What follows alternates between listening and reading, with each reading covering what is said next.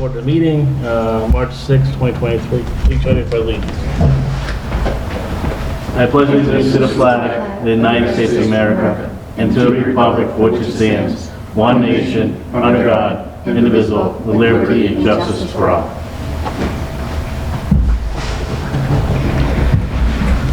All right, 5:30, we have Carl Nielsen in regards to the Dufresne dredging.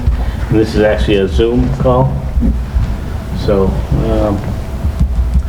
Carl, can you hear us okay? Yeah, I can hear you just fine. Okay. Who am I speaking with, I guess? So you have the select board, Glenn Sexton. Rick Bollier. Hi, Glenn. Crystal Dufresne. Hello.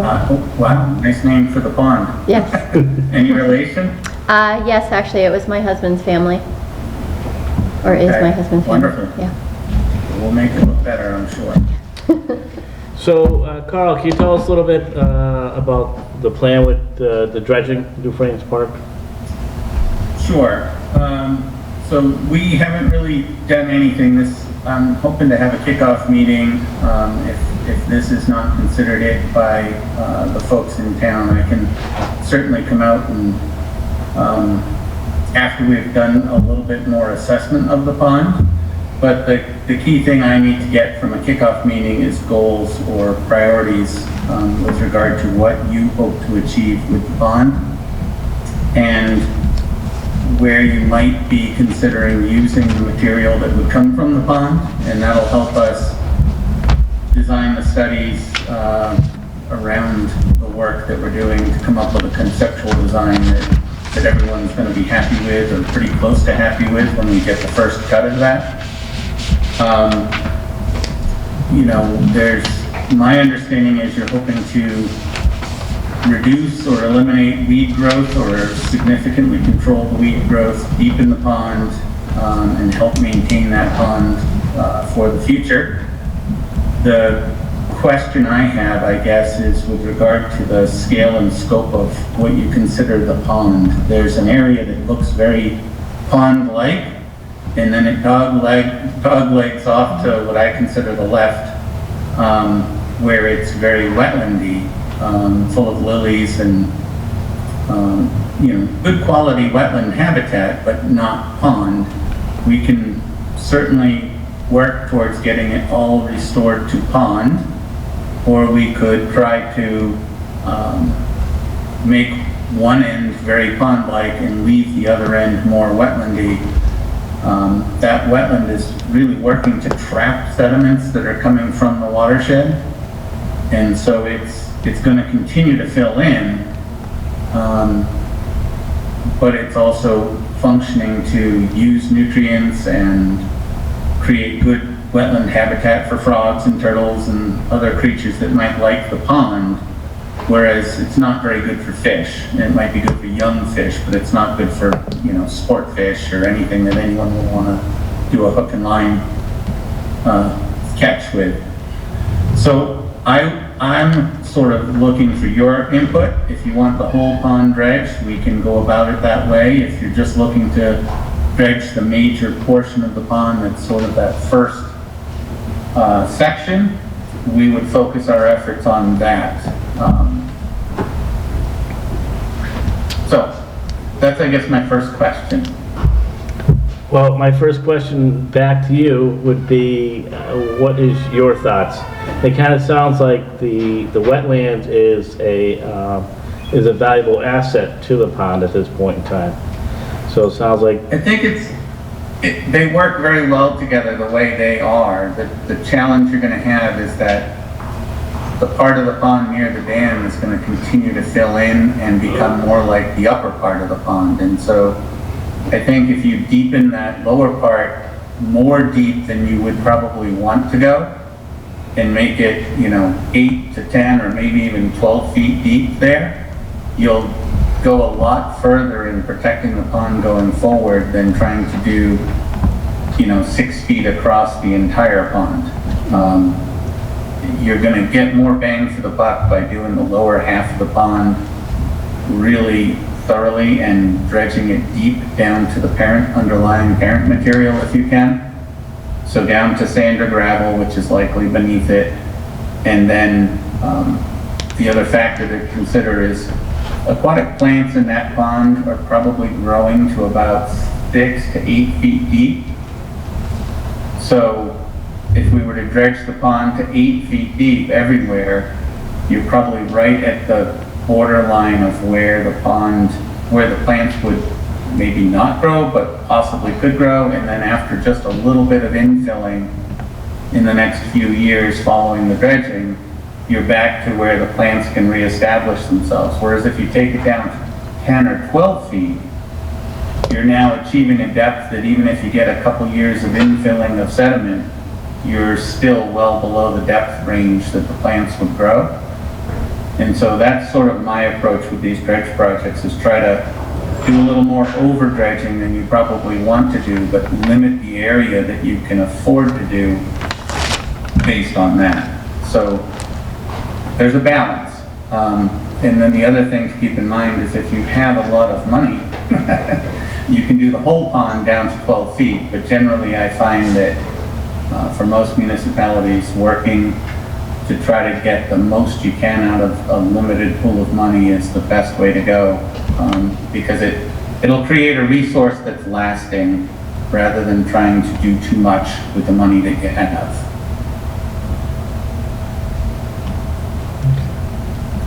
So that's what I would recommend. I'd recommend focusing on the lower half and deepening it beyond what you might think is necessary. Chris, have any questions? Actually, I did a little bit of research on this, Carl, just to kind of educate myself on how the dredging works. And just to keep bass in that area, we need to go at least 10 feet, it says, for a minimum.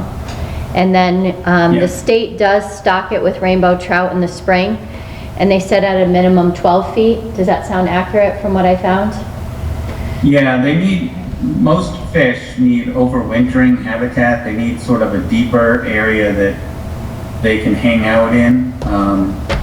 And so 10 to 12 feet prevents them from getting oxygen depleted under the ice. Right. There's enough volume there. So yeah, you're correct. That was good research. So when you dredge the pond, is the plan, or I know this is a study to dredge the pond, there was a couple different ways that you can dredge it. So one of the most extensive ways, taking the water out and then taking the organic material and taking it, like you said, all the way down to the sand. So when you do the study, is that the plan, to take the water out and everything in the pond? We'll figure that out. Okay. One of the factors, the thing that drives the decision as to take the water out or not take the water out are two things. One, you're permitting folks in the town. If they're very concerned about the wetland that's connected to the pond, you now have to protect the wetland while draining the pond, and that can be done. It just adds costs to the dry dredge. They call that dry dredging. So and I do that a lot. We do a lot of those dry dredge projects because generally speaking, the costs are a lot cheaper for dry dredging than the alternative, which is hydraulic dredging. In hydraulic dredging, they use a pump and it's essentially a big trash pump, and it vacuums out the material, grinds it up, vacuums it out, but as a result, it also takes about 20% material and 80% water while it's doing that, and it has to pump that material, and it's called a slurry, through a hose to an area that dewaters it to bring it back to material that you can put on the park or use somewhere nearby. And so that process of handling the material multiple times adds costs to the process. There's different ways you can do hydraulic dredging. One of which is using what's called a filter bag or a geotextile fabric bag that essentially they plug a hose in and it basically just is like cheesecloth. It holds the sediment in and lets the liquid out. Those bags aren't cheap, but it does make the process go pretty efficiently. What ultimately will determine what way we recommend will probably be the volume of sediment that we find is needed to be removed. there's a tipping point right around 40,000 cubic yards. So if it's more than that, hydraulic dredging tends to be cheaper. If it's less than that, dry dredging tends to be cheaper, but there's other factors involved. So Okay. I want to, once we do our assessment, we'll know exactly how much material there is. We can also play around a little bit with how much of the pond area we dredge. So just because there's wetland on, that dogleg side doesn't mean you can't carve into that wetland a little bit too. It's entirely up to, the finances, and I'm sure we can work the permitting folks enough to convince them that it's worthwhile. And it's really it's a man-made pond. So, Yeah. The wetland that's created there is man-made as well. And we're just hopefully going to be able to restore the pond and its function for fish, we don't want it overchoked with weeds, and deepening it will help with that too. So it's a good, you got to come up with a plan that's a balanced approach, a holistic approach, and something that the Wetland Commission will be willing to accept. We also have to get a 401 water quality cert from the state. We have to get a permit from the Army Corps of Engineers. So there's a number of permits that go in that have to be sort of addressed, and each of those programs has different priorities and goals for what they hope to achieve with the dredging project. So you kind of have to thread the needle there and make sure everyone is happy with the work that you're doing. Now, is this something where we can say, okay, can you give us a cost of how much it would be to dredge the whole thing? And then can you give us a cost on how much it would be to dredge to the dog leg and leave that dog leg, as you were saying, wetlands? Is it something that you can do where it can give us the cost for both?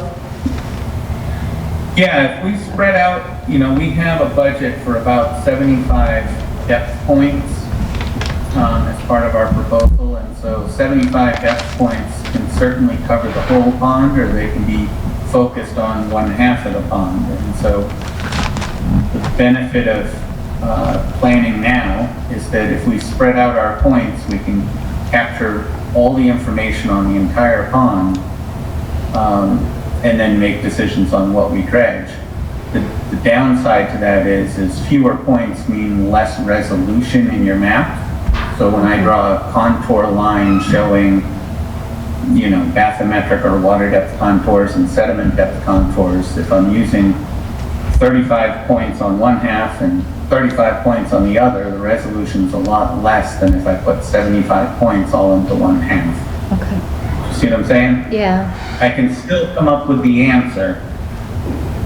It's just, instead of maybe 1 foot accurate contours, you're gonna probably be closer to 2 foot contours, which is sufficient for a feasibility study.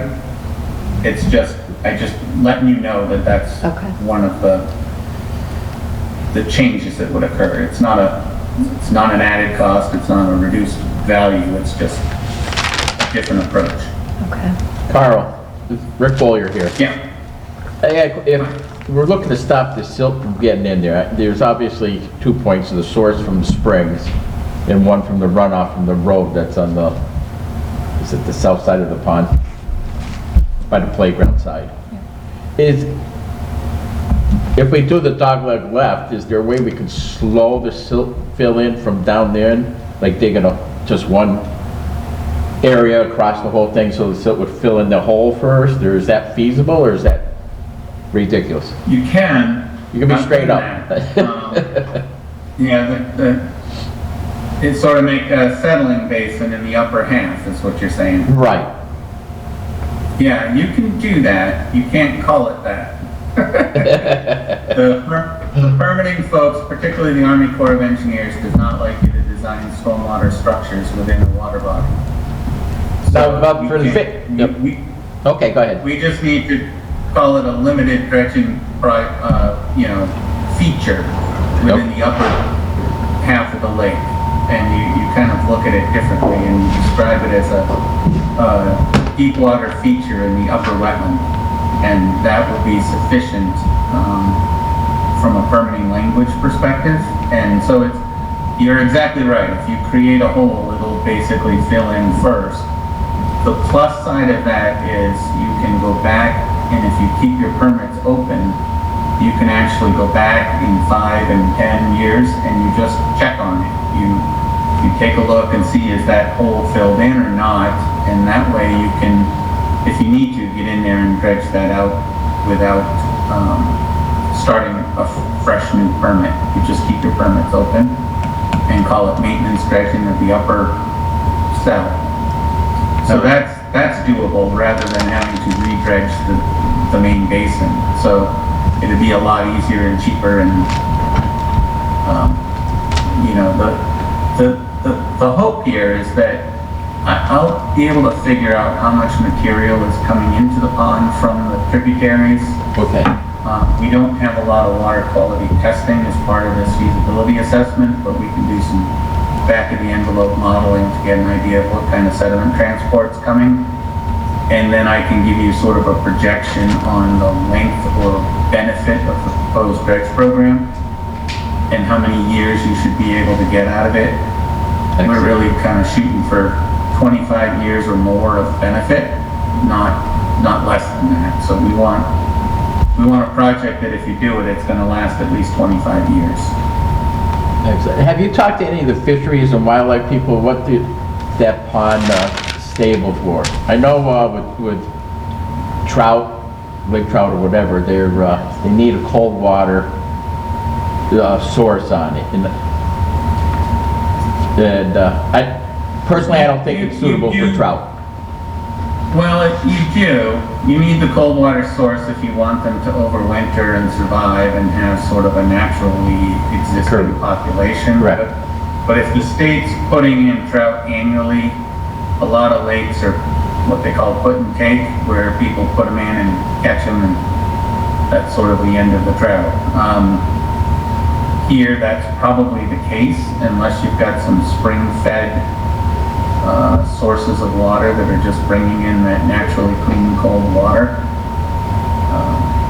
So I'll have to do a little more digging into what's happening here, and I can actually talk to some of the folks at Fish and Wildlife and see what their thoughts are on it, because That'd be very grateful if you do that. if they have a stocking program there, they have data on the pond, and they have their own thoughts and ideas on what the pond should be, I'm sure. Beautiful. And to eliminate the weeds from regrowth, I know you said the minimum is what, 10 feet for them to not? Yeah, I would like 10 feet or 12 feet. The factor on that's going to be tough with this pond is how narrow it is, and getting to 12 feet from, the engineers, everyone likes to have a reasonable side slope on the pond. If it's too steep, the pond sides start to slide or slough in. Yeah. And so you can dig to 12 feet, but if it's steep, it's just going to fill in very quickly. You need, 3-to-1 or 4-to-1 side slopes, that are relatively gentle for two reasons. One, it prevents that sliding in, and two, it's also good for safety on the pond margins, so that if someone steps in the water or falls in the water, they're not in 6 feet of water. Right. You want a gentle slope, and so that's the factor. And we've had some ponds where, when you're dry dredging especially, you can expand the margin of the pond. The equipment that they're using is a backhoe, and so making the pond slightly larger or more rounded on the end that you're dredging so that you can get your target dredge depth is not an unreasonable thing to do. It creates more wetland habitat from a permitting perspective, so the net benefit is more wetlands. So the permitting folks generally like that. It's the opposite of filling wetlands, essentially. You're expanding wetlands. I think that's, I don't think we can do that in the dam side back for quite a ways, rounding it out, because you got huge pine trees on either side of it. Close to the edge of the both pond. sides? Both sides, yes. Okay. Well, then we'll have to figure out, that's the thing that the engineers will do, is once we get the sediment data back and we get the water depths back, we will start putting contours on the map to show what the removals would be and what they would need to, what the side slopes would be to get, calculate out your sediment volumes. But again, 10 feet is probably sufficient, 12 feet would be great. And even if there's only a small area that's 12 feet, like a long linear running down the middle of the pond, that area will be where the sediment collects over time, so that it doesn't, the pond essentially will be U-shaped. And so what ends up happening is the sediment goes to the deepest part of the pond. So, you're not going to get weeds growing back into the areas that you dredge down to 10 feet, because they'll take a lot longer to fill in if you've created a 12-foot area. Thank you.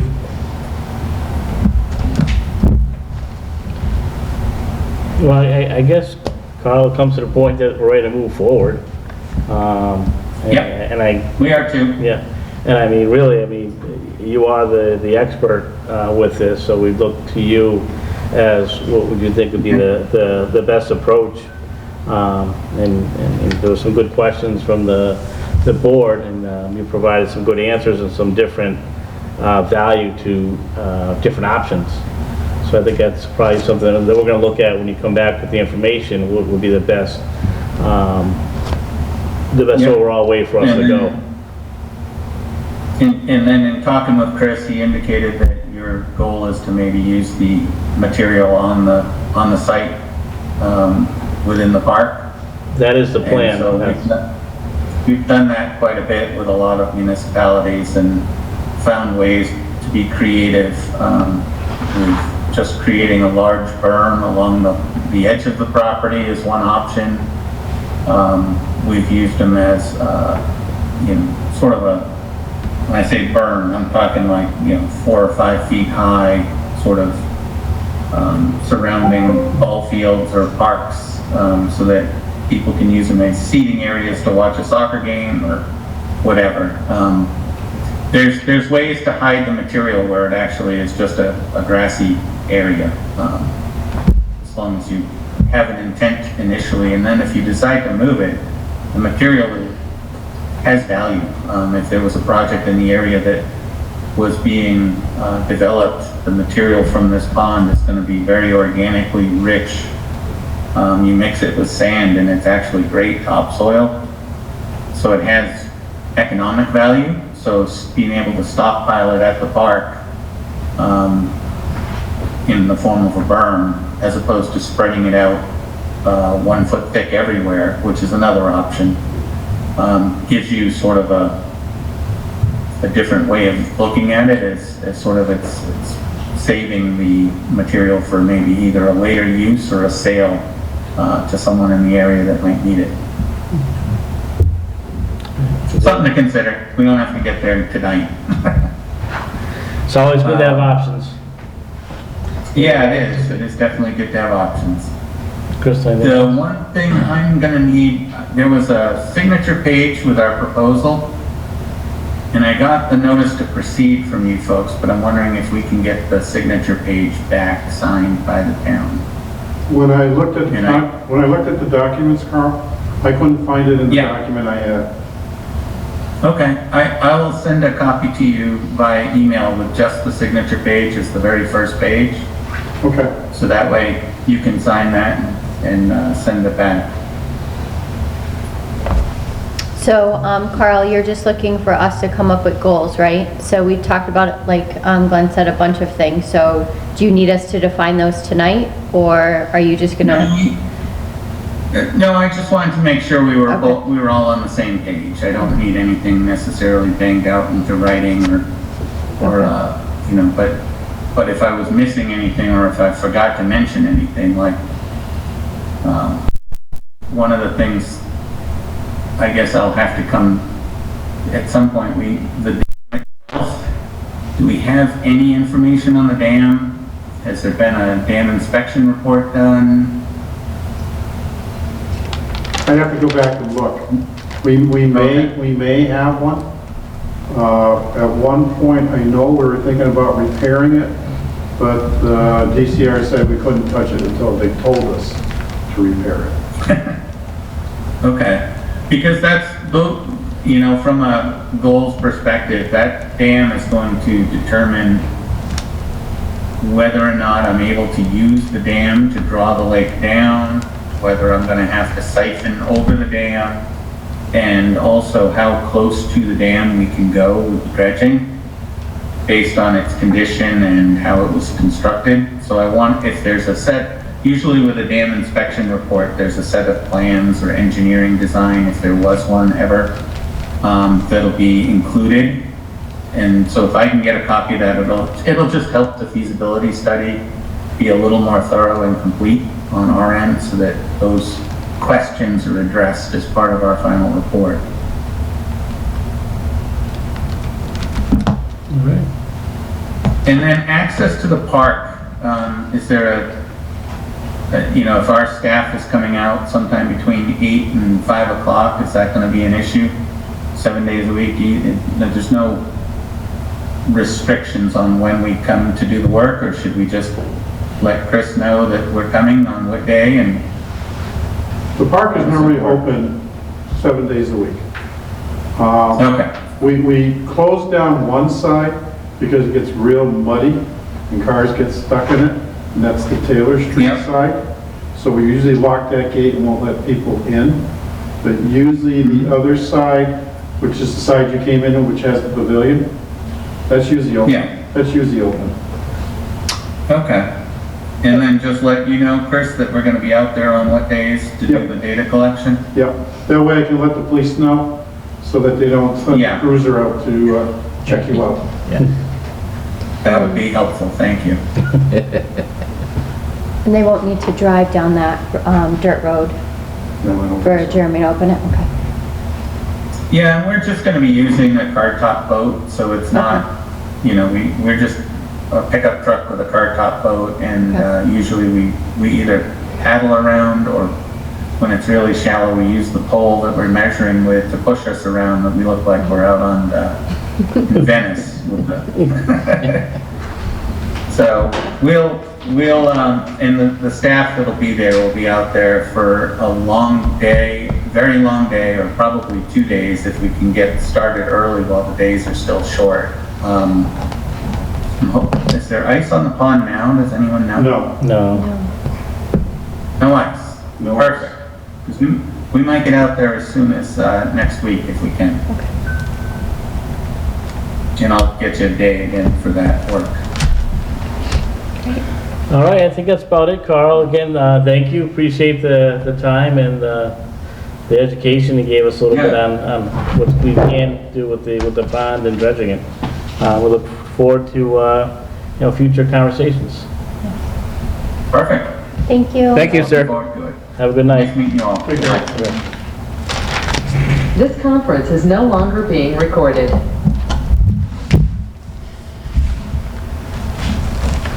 A lot of interesting stuff, huh? I was reading up on it, pretty much. What he was telling us is what I was reading. That's good. All right, we do have a 5:50 appointment, and I know we're a little behind schedule here. Joseph Tomlin, is that correct? Yep, how you doing? Good, just come up here and state your name again and let us know why you're here. Good evening. Good My evening. name is Joseph Salmont. Inquiring about the parcel of land on New Ludlow Road. Right over the line, it doesn't have a number, it's going by 0 New Ludlow Road. Right over the line, as you enter from Chicopee. Best place to put it, adjacent from the Western Mass sanitation station is. So right across the street from Yeah. the old dump? Yeah. Okay. I've been looking for a parcel of land for some time, and I stumbled across this one, and I tried to do my research on some of the topography there. It seems very flat. It's away from any, I think the nearest residence is over a quarter-mile away. But we were looking to possibly put a small shifter car track and/or for drifting for cars. Nothing of a large scale. The track would probably be 1,400 feet in length. Some of the concerns would be, actually, these would be released.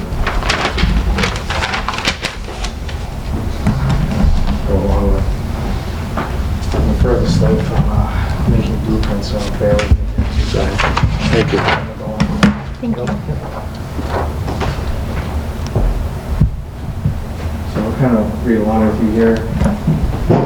As you can see, piggybacking on a gentleman from before, wetlands, a lot of wetlands here.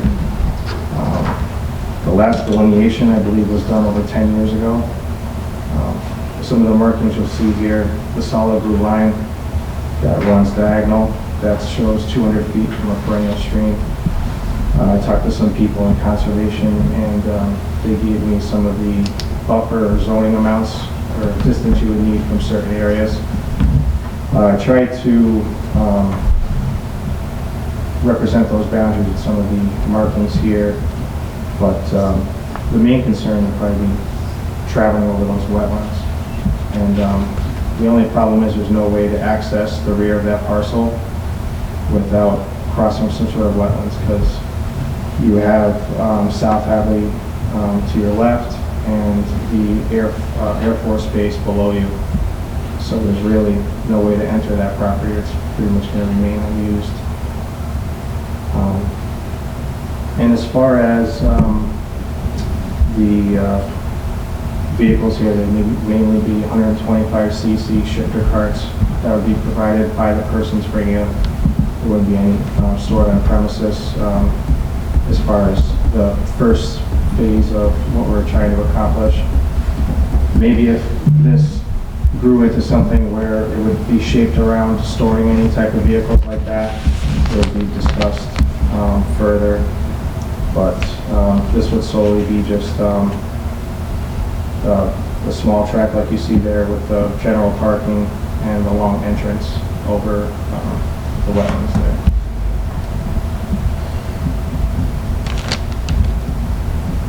I'm curious, did you talk to anyone in the Conservation Commission? Yes. What was the feedback they were giving you? Desert Thomas? Deserts? Dave Desolate. Correct, yeah, Dave Desolate. So I spoke to him briefly on the phone, and he said you can go up to a minimum of 25 feet from wetlands in that area. He said the perennial stream, hands are pretty much tied. It's pretty much 200 feet. 200 feet from moving water, yeah. And he said as long as you can do what you need to do in that area that I highlight where the track is, conservation wouldn't be concerned with it. And The reason I'm asking you, because there's a road, a cut in the road, it looks like it goes through the swamp. Where the road comes in from New Little Road into your parking area. There is. I did walk it. It was kind of hard to see. I got permission from the realtor to walk the parcel where I at least could. I did get turned around a few times. But Is it wet or is it dry in that area? It was pretty dry. I didn't go off the path too far because I did see no firearms and this and that, but there was some shell casings around, and I'm pretty sure it was hunting season, so I just turned right back around and got out of there because I wasn't prepared for that. And it was a Sunday, so I wasn't too Just sure. wear your orange and you'll be all right. Yeah. But I mean, it's relatively flat.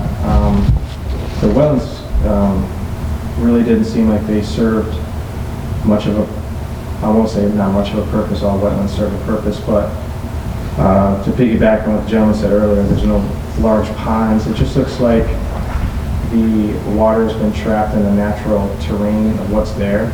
A lot of trees have fallen, and I think it's just gradually leaning towards like a wetland. You know what I mean? It's just forming that way. It's something that's was there and it's drying up, so to speak. I would talk to them again to see if, did they see this? No, they didn't see it. I asked them for a more in-depth picture of where the wetlands were, and they pretty much said you're going to have to hire your own surveyor to go out there and get delineation. But again, this is a property we're looking to purchase, and to invest that type of money into, you know, just piquing our curiosity didn't really seem like a wise choice. And I wanted to come to you today to see if there was something that the town would allow or be even consider before taking those steps forward.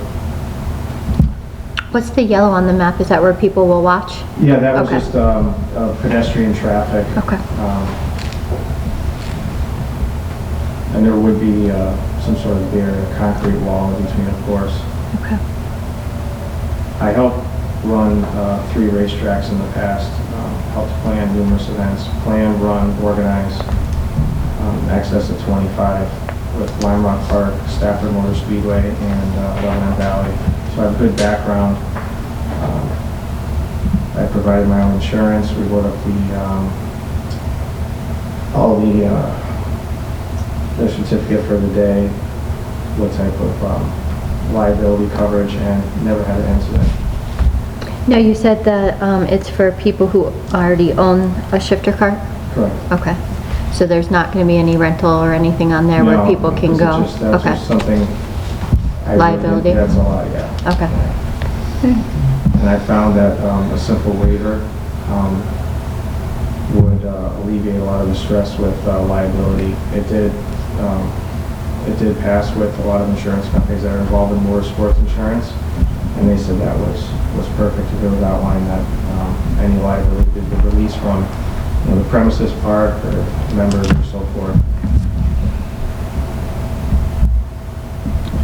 How deep is the whole parcel from New River Road to the back end? How The Chicken Line, I guess. deep? Do you know the footage? 1,000 feet? It's 32 acres. I'm Okay. trying to think here. I think it's 3,300 feet, if I'm not mistaken. Okay. It does go pretty far, and this is a very rough idea of what I'd like to do, but again, the wetland's really going to dictate on what can be done there. I mean, it could be set back a little bit further. I think it's every 3 years you're up for a new wetland delineation, and going on 10 plus years, a lot could have changed.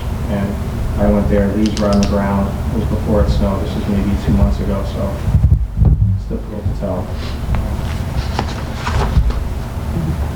Anything else, Rick? No? Crystal? No, I'm just curious, as far as the Conservation Committee, because I would hate to tell him that, yes, this is something we could do, and then he purchases the property, and then Conservation says no, I guess. We don't have the ability to tell Right. you it's something you can do. What you want to do is make an appointment to get in front of the planning board. Okay. Because it's going to come down to the planning board zoning, whether it's not allowed there or not allowed there, based on where it is. And again, with conservation, whether or not the wetlands would permit it, the space that you're allowed to take. If there's enough room there where you're not abutting up against the wetlands. But I think your first step is actually in front of the planning board. Okay. Because they'll be able to take a look at it, and again, they're not going to tell you whether or not you can, basically they're going to look at whether or not it fits in within the bylaws in that case, and then they'll kind of give you what you can and can't do as far as looking at parts of it too. All right, thank you. Thank you. Good luck with it. Yeah. I think it's a Sounds great idea. exciting. Yeah, I think it's a great idea. I've never heard of shifter carts. I actually had to look it up to see what it is. Well, to go back on it too, one of the events we like to do is drifting. Are you familiar with that at all? Just from the shows, the movies. Okay. Before that, Gutter sliding, drifting, I Yeah. it's a imagine. lot more dangerous, but there's never been a death or serious injury from the control course. So Okay. it looks crazy, but it's really not that. I'll watch. Thank you. Take care. My Daredevil days are long past.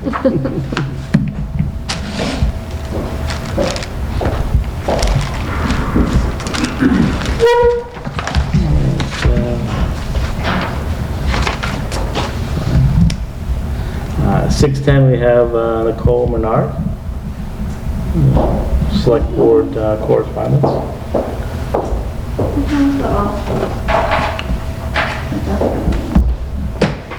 don't know if you guys ever had gotten charts from. Thank you. Have your Granby budget in there. Thank you. Somebody got a magnifying glass? I know, that's how, one's better than the other. I think Granby's is easier to read. So I was coming here today to see you guys in regards to the letter that I received on making a change to a sewer account and what should take place, and all that. So in regards to a conversation with Chris Martin, when I first started, I think November was my first time that I really had to deal with sewer. It would have been November of '21.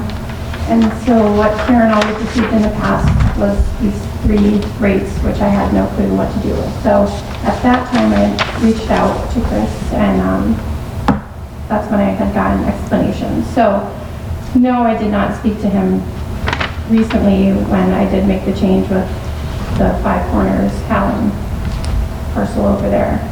We had no recent conversations. But when he did explain EDUs to me and stuff, you know, he explained to me that a house is 1 EDU.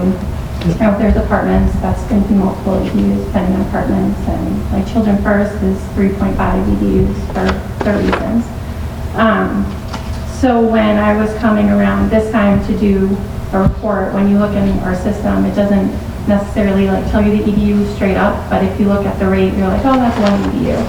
So when I saw that Hallam one, I'm like, oh, this must be a clerical issue, and I just had changed it to a 4.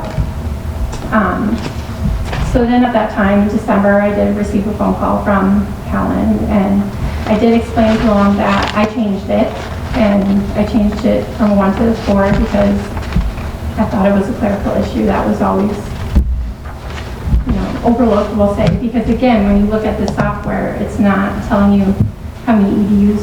You have to like really like dive deep into it to pick it apart to find it, which is ridiculous. But I did change it because I just thought, you know, it was that. So when he was upset about it, I'm like, well, I can't change it. I don't have the right to reduce the rate for you. You'd have to reach out to Select Board or Highway, because at that point I just thought that was who sewer commission was. And then that's when I heard from Kathy and Chris about changing it, and I shouldn't have done it and all that stuff until I got the letter from you guys, and it's more in detail. So then once I got the letter from you guys, I got February 8th, I started to reach out. So I figured my first step was to see what Granby had and what South Hadley had. So when I just got these reports though, I noticed that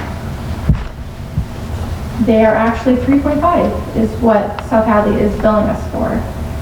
So South Hadley's billing us for 3.5 on the 77 West State Street, and from me, they're only being billed 1 EDU. So I don't know how that works, how it gets spread out if, you know, other people are paying for it. But also when I started to compare the list, I came across the property here. These lists are so outdated. I think most of the people don't even live at these addresses. So whether who's supposed to be keeping the addresses up to date, I don't know if that is my responsibility. Looking into how sewers billed, it says I should just receive a commitment and bill on that. So I guess I had questions on that. Who should be keeping an up-to-date list? So the 10 West State Street is listed on both Granby's and South Hadley's as Pioneer Valley. Can you tell us what page you're on, Nicole? Oh, I'm sorry. So for Granby's, I'm on the very last page. I believe I highlighted it. Yep. That's still being listed as a 4.5, which I don't know if it should. If now it's mostly office space, so there's just a few that I just had questions on. But then looking at that, I noticed that the new Pioneer Valley account is not on either list, but I do send out a bill for it. So one, I guess we're not getting billed from South Hadley to pay for it, and then it's not on. So it's not on South Hadley's? It's not on list either list Okay. at all. So I came across that one. So South Hadley had it listed.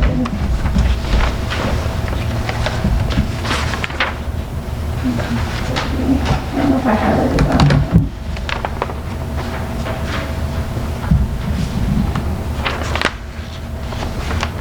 Because I was surprised when I I've seen that. But this is the first time that I received the list to look at them.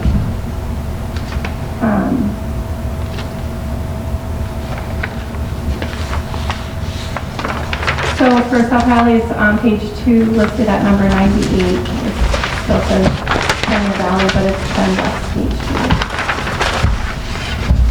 And when I searched the document through Excel to punch in what Pioneer Valley now is, nothing did come up.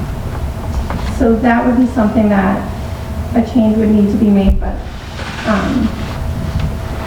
So, I'm sorry, Nicole, for the South Hadley one, it's 98, and it says on South Hadley that it's 4.5 EDUs, and then on Granby, it says we build them at 4.5 EDUs. correct. But technically, that's this building here. So that's a bill that goes to the town of Granby. So the discrepancy is that, Oh, I see what you're saying. Yeah. It's not Okay. listed as, it's not accurate. Yeah, so it looks like a few of them aren't accurate. I noticed that Tiny Get You Fit, back in the day, it was 2 restaurants. It's 1 restaurant and a retail now. workout, yeah. So I feel like that should be a 1.25, kind of like Nealon over on Amherst Street, because that's an apartment and retail. An office. Yeah, insurance.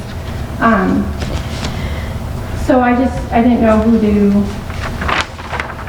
ask or see. When I briefly talked to Seth Hadley, she did say that it's something that they used to do a walkout for, so she was interested in possibly checking out the properties to make sure they're accurate. Like there's one on here where Pleasant Street Auto used to be, the account number still listed, but that one was disconnected because now it's CVS. Yes. Which I think is owned by Pride or something. So that one isn't listed on here, but Pleasant Street Auto's still on here, so that kind of like covers it. So ideally, a report, I can run a report from my system. I don't know how easily it'll be to compare to see what else is missing. But it does look like there was a few discrepancies. So, and I guess I had questions too, because it is coming up for the second billing. Cycle. Yes, for the sewer. So with the Helen, do I bill for 3.5? Do I keep them at 1? How will that go? I did do the abatement for the other bill, so he Right. could just pay the 1 EDU. But with it being that South Hadley and Granby has always had it at 3.5, but in Karen's system, it just was never updated.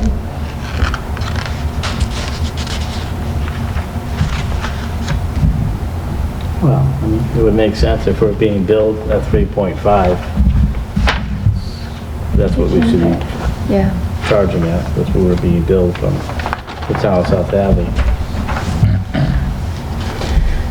And you said someone from the town of South Hadley would actually come out and they're gonna start looking at some of them to make sure they're accurate?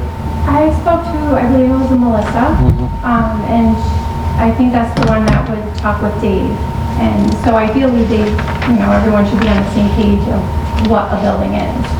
So I don't know if, do we go off of our old rates that we have, those, I brought those to the connection fees and charges, where it like lists out the EDUs and GPDs and things like that. Is that what we're getting billed at from South Hadley, is based off the old rates? I'm not sure.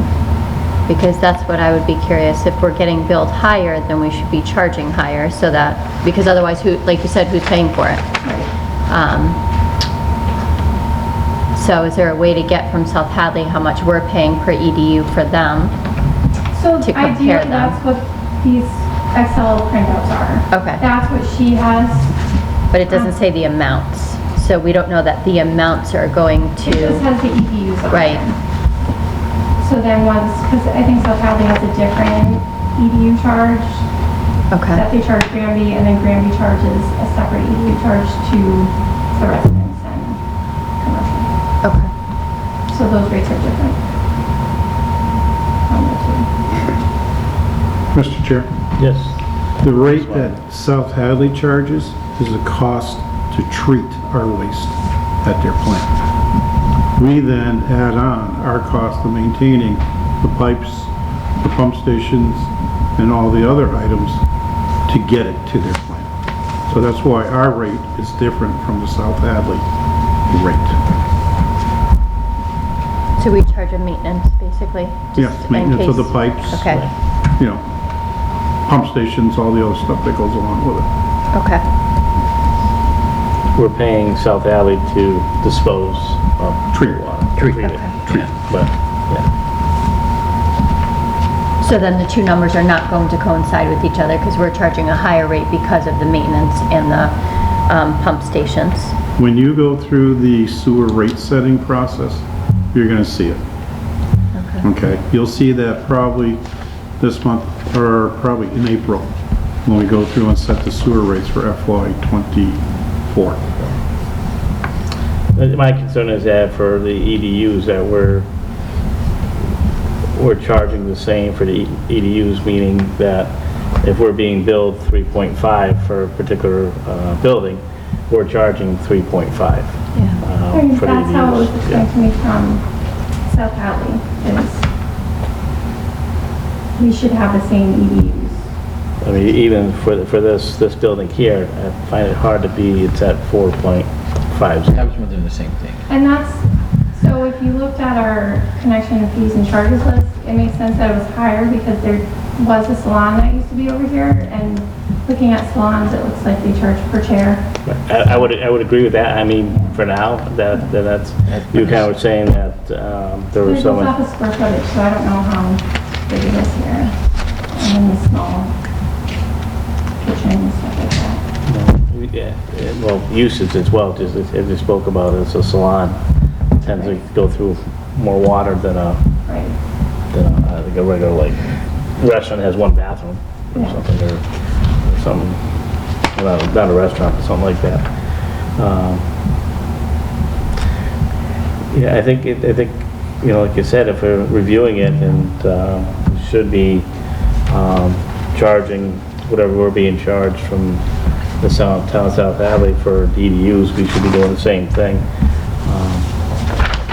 I don't know if I want to midstream charge people additional money if it's a different rate than what they've been charged for this current year. I can see moving forward, looking at updating it to where it should be. It's, yeah, I'm using the 77 West State Street one there. We reduced it down to one EDU when we gave the abatement. Yeah, because And that's what it was Howard? prior. Because that's what it's always have been. It's always been that. It was always that in Karen's system, but on this list. South from Hadley South list and Hadley, ours match up on that one, It's but- always been 3.5. So we're charging them one EDU because that's what it was, but they don't have a notice that it should be the 3.5. Right, and so Correct. South Hadley, I mean, both South Hadley and both Granby these have the charts same, have the date of 95 correct. with a 3.5 unit on there. And then there was another question too with this Getty BP station. South Hadley let me know that the reason they were at a 7, and because she was asking if it should come down, and I'm like, I don't know if it should come down. They had a spill or something, so they had to have this special unit installed to pump all this stuff out, and so that unit's been gone, then it should go back to a 1.5 charge is what South Hadley was saying. Right, because the BP state gas station has been open for some time now. Yeah. Yeah, but back, I don't know what year. But they it were was. still treating for the spill. Right, but that's no longer taking place now, and they're But what I'm closed. saying Yeah. is even when it was closed, They're still, they were under a DEP order to basically So I think. continue treating the spill area. yeah. So they were pumping more water in there. And I never got anything from DEP that would say it's done. No, I would Is think it would be a... Do we know?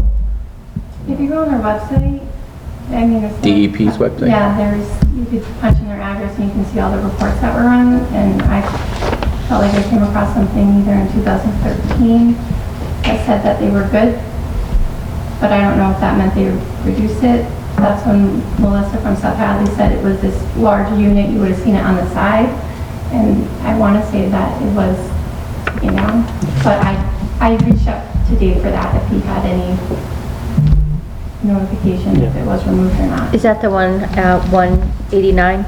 The line 189, 30 West State Street? I think it's 30 West State Okay. Street. Yeah, it's 30 West Street. So she just had asked me that, and I told her that I hadn't known either way. But she said it was raised to 7, and it should go back to 1.5 when that was done.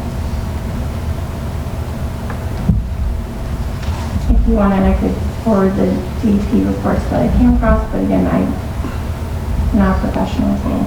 But also, Mr. Chair, just so you know, if someone wanted to reduce their EDUs, they could apply to the Sewer Commission and supply 2 years' worth of independent water measurements, okay, to have it calculated what their gallons per day use is. And a former board could have reduced it from the original 3.5 to 1, based upon the actual water use that is measured by an independent water operator. Well, that's something I'm wondering about, because obviously you look at some of the things that you look at here, and when this came about, some of the uses have changed. What some of these buildings are now versus what they were back then. This particular building is one of them, and I know the complex here on, the Five Corners, that's changed over the years from when it was at one particular time to where it is now. And again, comes into play, it's like we talked about the gas station, the BP, I think it's the same thing, is they still using the amount of water treating it and so on and so forth. So it's a good topic to talk about, and I think if the person from the town of South Hadley is willing to come out and take a look at it, well, we could see where we should be, because they have I would imagine a system that they use to evaluate what they should be charging for, or the amount of the EDU, the number, how many EDUs that particular property would be assessed at. So there are a few on here, looks like you highlighted, that are in question, that we can have those taken a look at. Well, yeah, especially that 30 West State Street. I don't know why I didn't print out as to whether she had it listed a certain way, but there was an asterisk on both Granby's and South Hadley's that said it would go back to 1.5 when the water treatment was taken down. That's when I reached out to Board of Health to see if she had any documentation, and I ended up on DEP's website where you could find out all the filings. Like, I don't see anything wrong with moving forward, is to make sure that we're billing at an accurate, at a number, especially if we're being charged a certain number for an EDU from South Hadley. We should make sure that we're charging accordingly as well.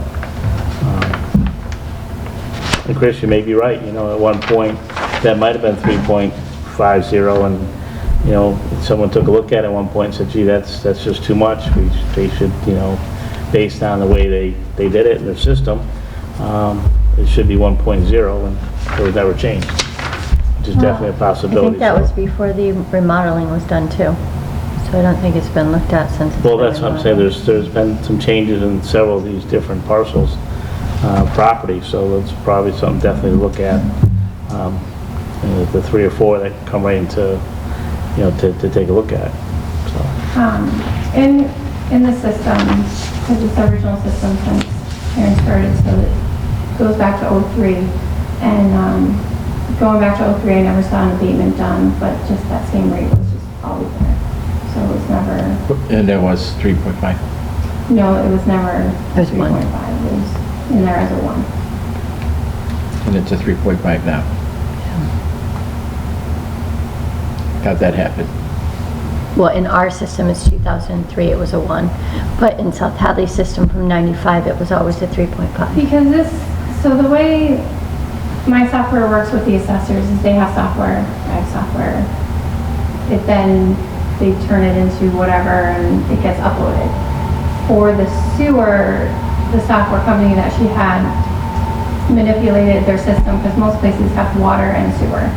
So we're just using the sewer side of it and it's all manually inputted. So there can always be an error done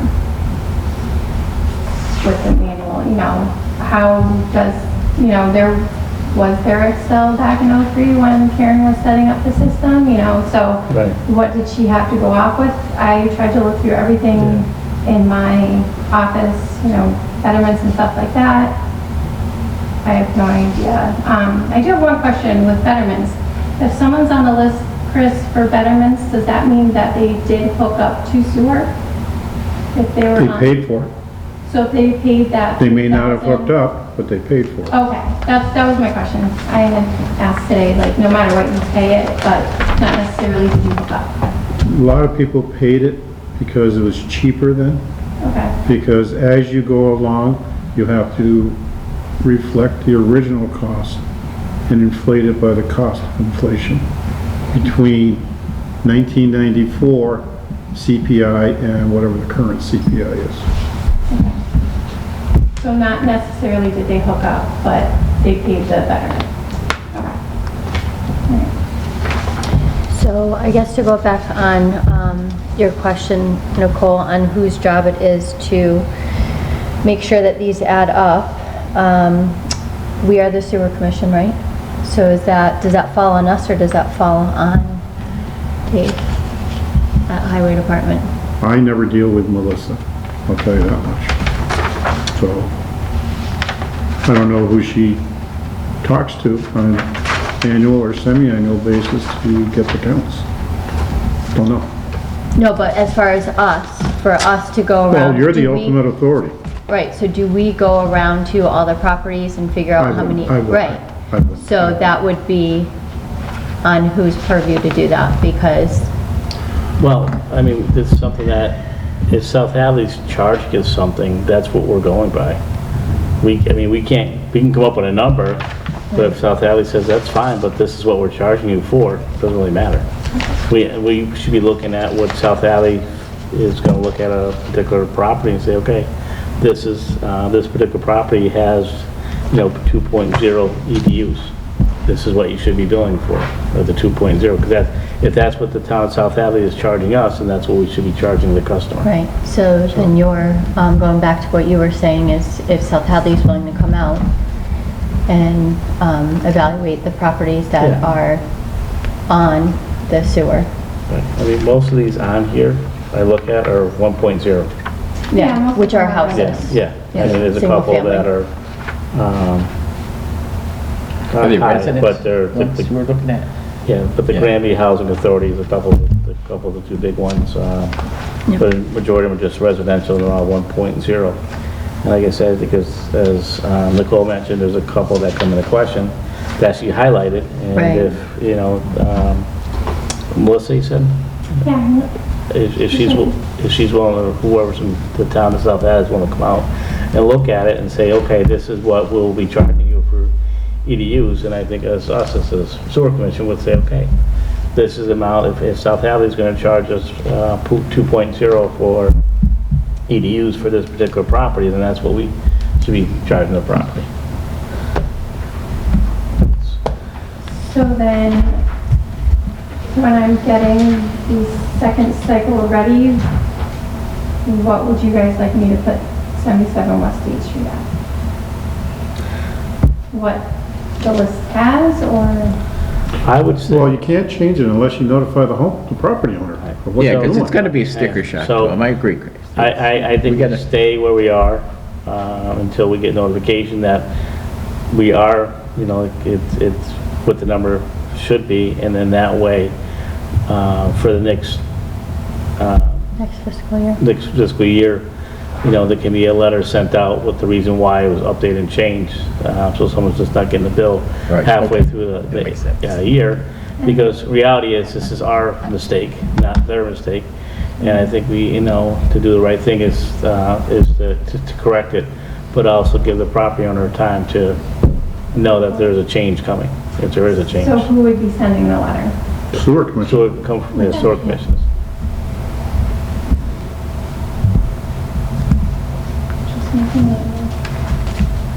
Did you want me to send you anything on, I guess, Melissa's information? I have it back in there. Yeah, if you can send the contact information to Chris from the person in South Hadley, then the select board, acting as a sewer commission, can reach out to her or him, I'm not sure, and then go from there and look at the several properties that you've listed and highlighted here that would get clarification on.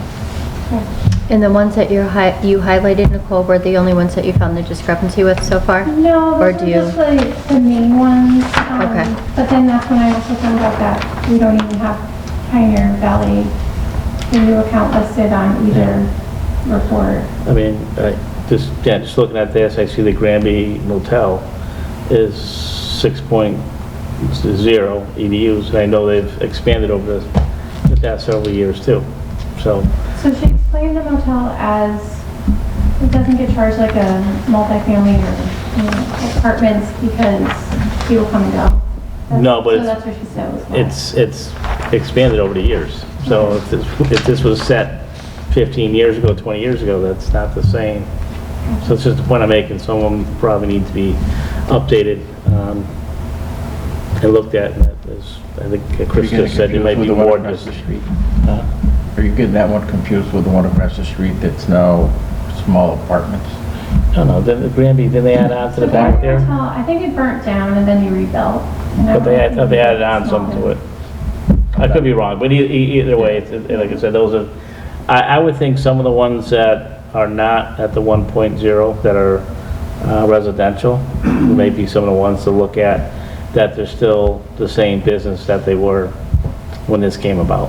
I think if the residential property is residential, I think that's easy. But Yeah, to look at the ones that aren't residential, and that's what we'll ask, if they can do that for us, to make sure it's the same type of business that was in there years ago and it still warrants the same type of charge. Right. So then otherwise, I had just been, I reached out to these, I guess there was a few new ones to add from Cold Hill. That's okay to add Cold Hill to this next cycle. I guess they came from like 22, maybe they were signed up on, or 21, September 21. There were some properties that were added on to the system. Yeah, so I just have to get the information on those. Then she just had the question on the Miller Street one. She wasn't sure if South Hadley was billing or if Granby was billing. Granby will be billing your signing the permit tonight. Okay. So they won't be in the next cycle though? They should be, They should be, okay. if they sign the permit tonight. And then how should notification be when there is new sewer added? If you guys are signing it, should it then be sent to the collectors or how? Yes, it will be signed. You'll get a copy of the permit Okay, and the account number assigned to it. okay. That's good to know too. So then with the Cold Hill ones, I should wait then? Because I don't think they had. And you said it's from 2021? I don't remember us ever signing the permit for them. When I was looking for sewer things on our website, I felt like October, September of 21 came up that showed sewer connections, but I didn't see anything. But like I said, I don't know if they ever signed a permit to create that account number. Okay, That's all I'm trying to say. okay. Yeah, I remember discussions about when they were We running had the the pipe back discussion. there. I know Bill Shaheen was involved with it, with designing, Yeah, but we never actually issued a permit for them to connect. right. And that's how the information usually gets to the collector's office. So are they connected without a permit right now? Yep.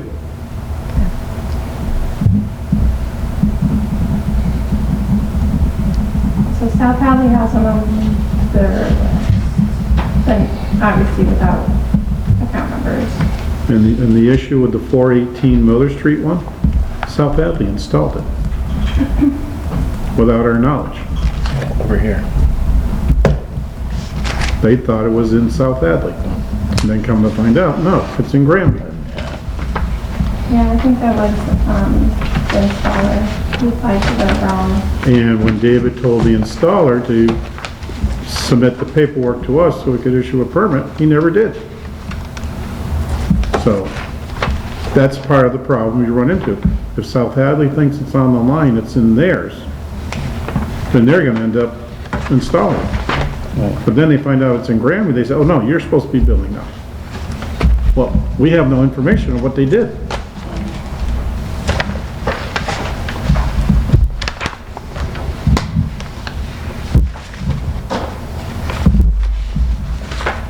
So is there, I think what Nicole is trying to, the point she's trying to make too, is that when new houses go up and they're hooking to sewer, is there somebody or some, I don't know, some like system that we have in which they have to come to like fill out the permits and stuff? Or is there somebody that checks to make sure that they fill out the permits? Like how can we make sure that it's not gonna go 2 years without being built?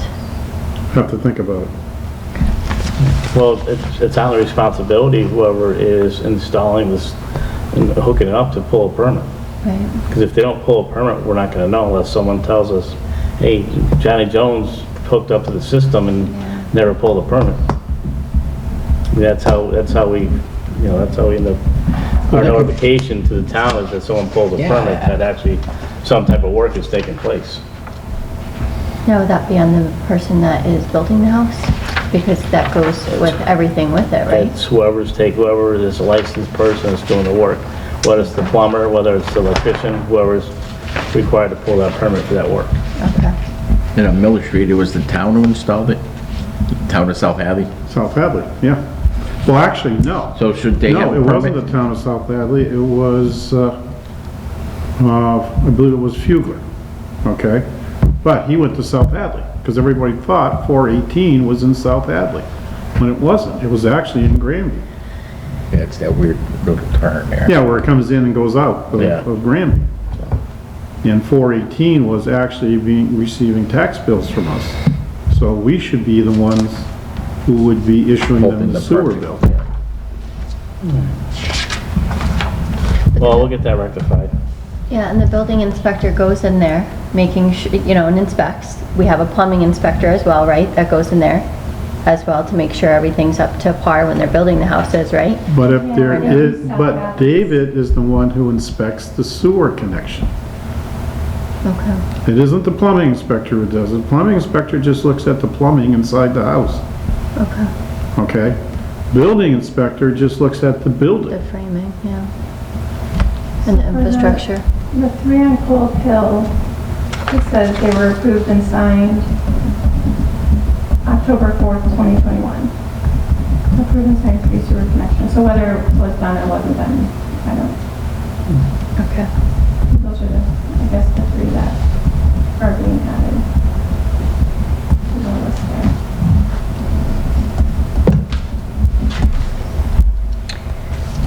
By the way, the plumber would hook up to the sewer system. They'd hook the pipes from the house outside. But he doesn't know if it's going to Yeah. a septic tank, or if it's going right to the sewer. They were 3 existing houses. Well, I would hope the plumber would know where it's going. If it's a new house. But or part of the not. problem is that it's the Board of Health who inspects the Right. septic. Yep. My goodness. It's not the plumbing inspector. I mean, I think it's gonna be few and far between anyway, because most of the properties that are on the system now are on the system. Cold Hill just happened to be, an add-on that actually was beneficial to both sides, just because of where the property was and, how the septic systems would have been up there, so. Well, Nicole, thank you for your hard work on this. I know it can be very confusing, and I appreciate it. Yeah, no, I appreciate you guys taking the time to listen to me. So, going forward, I'll just wait for hearing from you guys. Like, do I have to come to you guys always to meet in front of you, or is there emails that we can email, or is that not allowed? How should? You just send an email to me and I Yeah. I address it with the board. Yeah. Chris is the filter for the board. Yeah. All right, yes, thank you so much. Thank you so much. Appreciate it. Yeah, no problem. Mr. Chair, when you get a chance, can I get a copy of that list too? Yeah, absolutely. I'll make a copy before you leave. Yeah, I'll make sure to get a copy of that. I'll put it out here so I don't forget. All right. Well, moving forward, a little past our time, I'm sure. 6:30, we have Chief O'Grady, regards to a sign placement.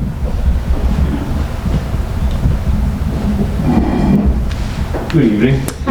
Good evening, Chief. We talked about the traffic grant and the fact that we were going to be able to get a speed sign. It has now come in. David started working, putting it together. He also got one himself, and that's over on Chickadee Street. So now we need to determine where we want to put ours. One of the biggest things is solar power, so we want to have a lot of sun. And look at a couple of the areas that are most heavily traveled. That would be my guess. We're kind of thinking maybe like on East Street at the bottom of the hill, by Sherwood and Acrebrook. Over there, yeah. It's a pretty busy, speed gets a little carried away over there. That or maybe Amherst Street, but I don't know if you folks have it. We can move it. It's not easy to move, but it can be moved. But we also have our portable speed trailer, so we could put this more of a, it's pretty stationary, but it can be moved. We'd have to have another post put together and all of that stuff, so it's kind of more of a permanent structure. They say it's movable, but not that easy to move. So I don't know if you folks have an opinion on where we put it. Like I said, those are two. Dave already has his sign he put over on Chickadee Street. So between East and Amherst, I think those are our two biggest traveled areas. In Amherst, you would just be worried about the trees, right? Exactly. There's a lot of trees in Amherst Street compared to East. At the bottom of the hill, there was a bunch of dead ones that Dave took down over the last few years. So I think we'd have great solar power all day long, you know. I think East Street is a good spot, right, we were talking about too, because the speed changes throughout, you know, from when you come from Ludlow Road down to the Ludlow line, you know, the speed does change, I think 2 or 3 times. Right. So I think it would be beneficial to at least let people know. And as you said, you start coming, they come up over the hill, you start coming down the hill. Right. If we had pick up a little speed. somewhere by that farm stand, Yeah.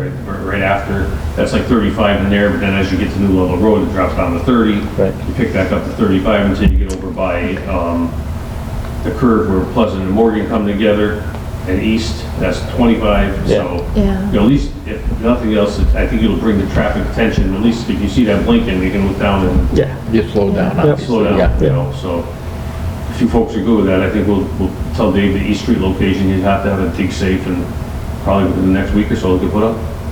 I think it's a good I location. think it's a good location, and as you said, Chief, you have the portable one that you can use other places, and yeah, Amherst Street's all 35 miles an hour up and Right. down, so Right. I mean, you can always move that back and forth to places where people tend to speed a little bit more than usual. Exactly, like Crystal said too, there's a lot of trees on Amherst Street, so Yeah. trying to find Yeah.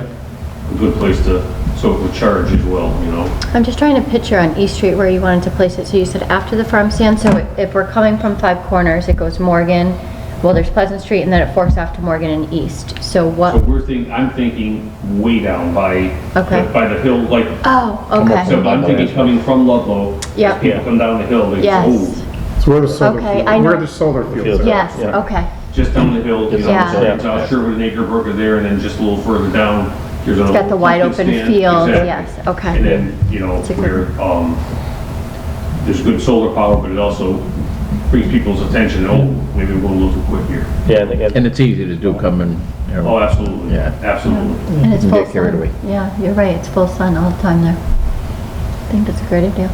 I used to sit there a lot when I was a cop. you would We still do. Yes.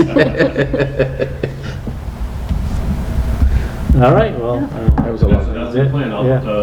Coordinate with David Dave. Highway, and we'll have that thing hopefully put up in the next week or so. we're all in Excellent. agreement, right? Thank you. Yes. Yes, I absolutely. agree with that. East Street's great. Awesome, thank you. Thank you. Thank you.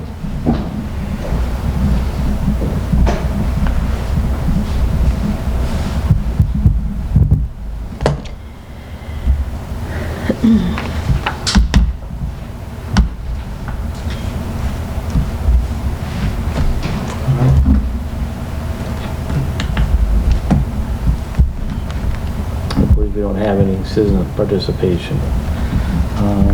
Chris, anything for us? Yeah. In your correspondence folder, there is a letter from Comcast called the 626 letter. Basically, that is our franchise contract with Comcast is going to be expiring. For the last two that we entered with them, we had William August represent us in the negotiations with Comcast. I was able to get Mr. August to forward me a proposed contract. It's his rate is $240 an hour. I know multiple communities use him across the state, so I don't know if the board wants to give permission for me to enter into the special counsel contract with Mr. August to represent us during Comcast negotiations. I mean, obviously, why not? I mean, it's been used by other towns, and we've used them before, Yes, and we're satisfied, right? yes. We don't have a cable committee, advisory committee anymore Correct, either. no. Yeah. The only question I had when I was reading this, Chris, is Comcast owns the wires. That's why we have a contract with Comcast, because they set up all the wires in town. Okay. I just wanted to make sure. Yeah, I think it's a good idea. So we just need a vote to give Chris permission to sign into the contract with, Attorney William August. it's Epstein and August LLP. So I will make a motion to go in to have Attorney William August negotiate our Comcast I'll second that motion. cable television license renewal contract. And the board is authorizing Mr. Martin to sign as authorized person. And authorizing Mr. Martin to sign. You were saying? I'll second it. Thank you. Any further discussion this time? No? All in favor? Aye. Anybody opposed? The other two big items in the correspondence was we received a notice from EPA regarding us being a co-permittee for the South Hadley wastewater treatment plant, and that we're going to have to start reporting to them on an annual basis certain factors for the operation of our portion of the sewer system. And the second part of that is 2 days later we received a letter from DEP talking that we're going to have to start reporting to them as a co-permittee of the wastewater treatment plant. Items for our system, in addition to that, we now have to start tracking PFAs or potential sources of PFAs in our system. Do we have the ability to do I that? was gonna say, I don't, because it's going to South Hadley. But, I'm just going to use an example, car wash. Yeah. The car wash uses the sewer system. What we would have to do is find a way of tapping that line so we could sample the wastewater that comes out of their system to see if there's a presence of PFAS in it. Okay? You can sample for it. It's a special sampling kit because when we built the elementary school, we had to do PFA testing up there. And the reason why we had to do it is because we originally had a hit on the well. Because PFAs come from the old Class B fire foam that they use for airplanes. Yep. And some farm chemicals. And with that site being a old farm, in addition to being the burn area for the fire department, they used to use Class B foam and train with it out there. They would spread it on the ground and just let it be absorbed in. We lucked out because we had an initial hit. We then turned around and did an extended drawdown on the well, and we were able to get no hit for PFAS. But it is a very specialized testing. Can't use rubber gloves, you can't use certain other items, you have to be very sterile. And the type of test tube you use, you have to be careful what that is. It's an expensive way that we have to go.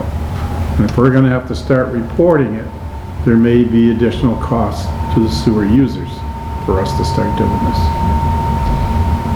I'm just letting the board know. Yeah, and would we have to do it at more than one site? So I know you gave us an example of one site. They said any commercial connection, I think they were talking. Okay. So we'd have to go That's around. almost all 202. I know. Yep. You'd have to tap into the line somehow? We have to Before it find a gets to the way of sewer. being able to take a sample out of their gray water, for lack. Yeah. Before it gets to the sewer. Right. Or as it goes to the sewer. Yeah. Right. Everywhere, up and down. And how many, is it yearly, this reporting? Yes, So we would have to test it once a year? at least. Okay. But then if there's a presence of it that is found, we have to treat it. And I think they're coming out with a new way of treating it through ultraviolet light and some chemical. I forget what it is. So using car wash, for example, you tap into the well before it goes into the sewer lines. We have to tap the effluent. Yeah. We're not tapping the water going in, we're tapping the water coming out. Yeah, that's what I Going meant, into yeah, the sorry, sewer. yeah. Before it gets to something. And knowing our luck, it could be his well is contaminated because PFAS can travel up to 1.5 miles from its source. Westover has been tested positive for PFAS. So if you're within 1.5 miles of Westover, you really should be testing for PFAS. And that goes back to Westfield with the issue with Barnes, when Barnes contaminated their water source. It's just getting more and more difficult to operate systems now. Yeah, I'm just letting you know. That's what I'm thinking, but, And it's gonna be increasing the cost of operating the and the system. cost is to the owners, obviously. Yeah. Well, so it would be commercial only, right? We don't have to do it for houses. We don't separate accordingly. We have 3 rates. Am I now gonna create a 4th rate for commercial users only? But what if they don't test positive? Right. Well, so my question would be, so but if their wastewater test is positive, so then can we bill them for? Or are we gonna have to change our regulations to say, if your effluent tests positive, you are now required to treat your effluent before it hits our system? Well, I think that would be That would make most sense. most sense, right? Yeah. I can- Crystal. But again, you're gonna have to get council involved. You're gonna have to get, Well, I think as the laws are changing, we need to adapt our protocols and what we need to do, and obviously we have the council involved, make sure that we do it correctly as well, because we don't want the town to be responsible or liable for paying for something we have no control over. and I agree, what I'm just saying is DEP and EPA are now pushing for more data on our. So, just letting the board know that some of the budget may start climbing due to the fact of our requirements. So Chris, would that mean that you would have to do the co-permitting on the CDX system, the central data, or is that Dave? Dave and I are trying to figure that one out Okay. at this point. whether he should be doing it or I should be doing, or should the two of us register in case, One is out. Well, it's always One good of to us have a is backup, yeah, yeah, always. so. Just letting the board know. Yeah, the highway department makes more sense. I would think so, Yeah. going through them, but again, it's always good to have a backup, someone's off, someone's. Yeah, no. Thank you for clearing that up, Chris, though, because when I was reading it, I was wondering, does South Hadley test for it, or what is our responsibility? And you cleared that up with They'll the- have to test their part of it, but Right. what we're putting into the system, we have to test, Okay. okay? How does anybody test it? Because it's not, you have to test individually, because, Oh, yeah, that means what we do, we'll have to hire some company, LaFlamboise, who does our current what- water operator. but wouldn't everybody have to do the same thing that we'd have to do? Because it's individually, they don't, all the wastewater goes to the same place. But we have, that's why I'm saying, we have to find a way of being able to tap into the line before it hits the main sewer, so that we can take a sample at some point, whatever. What I'm saying, that would hold true for All everybody. municipalities, yeah. No, there, if you read what the DEP says, it's only for Cool. commercial. I think they call it industrial. I But so, remember. South Hadley has a particular building that's commercial, they'd have to do the same thing, right? Yes, Yeah. Right, yes. so Industrial users. there's gotta be I guess, a way to make it happen, I would imagine.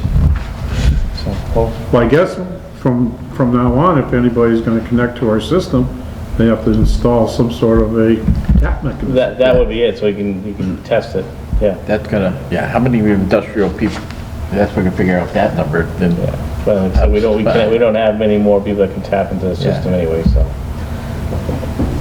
So, well, I'm just Yeah. letting you know, that's all, just, yeah, that's, There we good news, Chris? do I have any good news? Yeah. Yeah, it's starting to warm up. The days are getting longer. yeah, the clock goes. I don't know, I think Four. February was warmer than March has been so far, so. I may beg to differ on that one too. Wow. So Chris, this starts January 31st, 2024, and we've already, our fiscal year is, well, till June, so we'll have time to build it in if we need to, right? Where do you see For the that? cost of tapping into each commercial site? Actually, I'm had David contact a consultant firm Okay. to help us in determining what we need to do. So, Thank you. because David doesn't have time to work on it, I don't have time to Right. work on it, and I'll be honest with you, I don't have the expertise. No, we want to make sure it's done right. Yeah. Yeah, absolutely. And, So, have someone that's what they do, they deal with that and they work with that. yeah, so, All right. I think that's enough for correspondence. to be honest with you. All right, we'll move on along. If you have anything else, Chris? No. All right, we'll move into departmental reports. Anybody have any, well, first I'll have a chance to review them. I know there's a couple that was sent Yeah. out kind of later in the day, but, I did have a chance to read, yeah. all right, does anybody have any questions, comments in regards to them? Nope. Okay. Entertain a motion to accept the departmental reports. Can I'll make the motion to accept departmental reports, but I did have a question about the, while we're talking about water testing, the LaFramboise, because one of the tests did not come back. So we just had that system approved, right? Or is that not true? They just installed it. Okay, The area that it was installed in passed. okay. It was now, I believe, in the men's The bathroom janitor closet. or something. Yeah, Up towards, it's on the police side. okay, So I think it's in the sink that they may empty Yep. their wash pail into. okay. They got a hit. Yeah. So we've been working with the Flambroys, and they talked about doing putting bleach doing all the sanitizing that you need to do. And I think they were gonna be coming in for another sample. I don't know what that process is right now, Okay, because that's usually Jeremy who deals with that, yeah, so. okay. Yeah, because he said it was retested on Thursday, but it was pending results, so, yeah, okay. I'll second Crystal's motion and accept the department reports.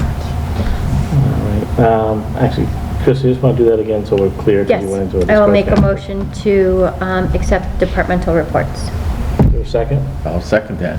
Any further discussion this time? No. No? All in favor? Aye. Anybody opposed? We have approve and sign maintenance warrants.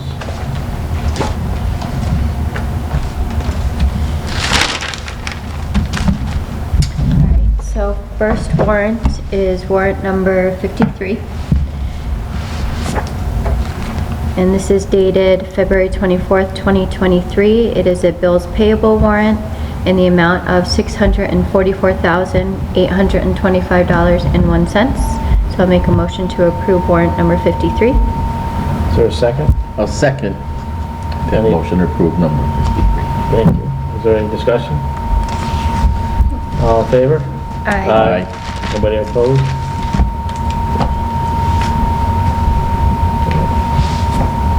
Next. Next one is going to be warrant number 54. This is a payroll warrant dated February 28th, 2023, in the amount of $447,408.62. So I'll make a motion to approve warrant number 54. Good. Second that motion to approve number 54. Any further discussion? No. All in favor? Aye. Aye. Anybody opposed? And the next warrant is warrant number 55. This is a maintenance warrant dated March 3rd, 2023, in the amount of $199,072.81. So I'll make a motion to approve warrant number 55. I'll second that motion to approve warrant number 55. All right. Any further discussion? No. All in favor? Aye. Anybody opposed? Okay. Is that it, Crystal, for the warrants? Yep, just those three.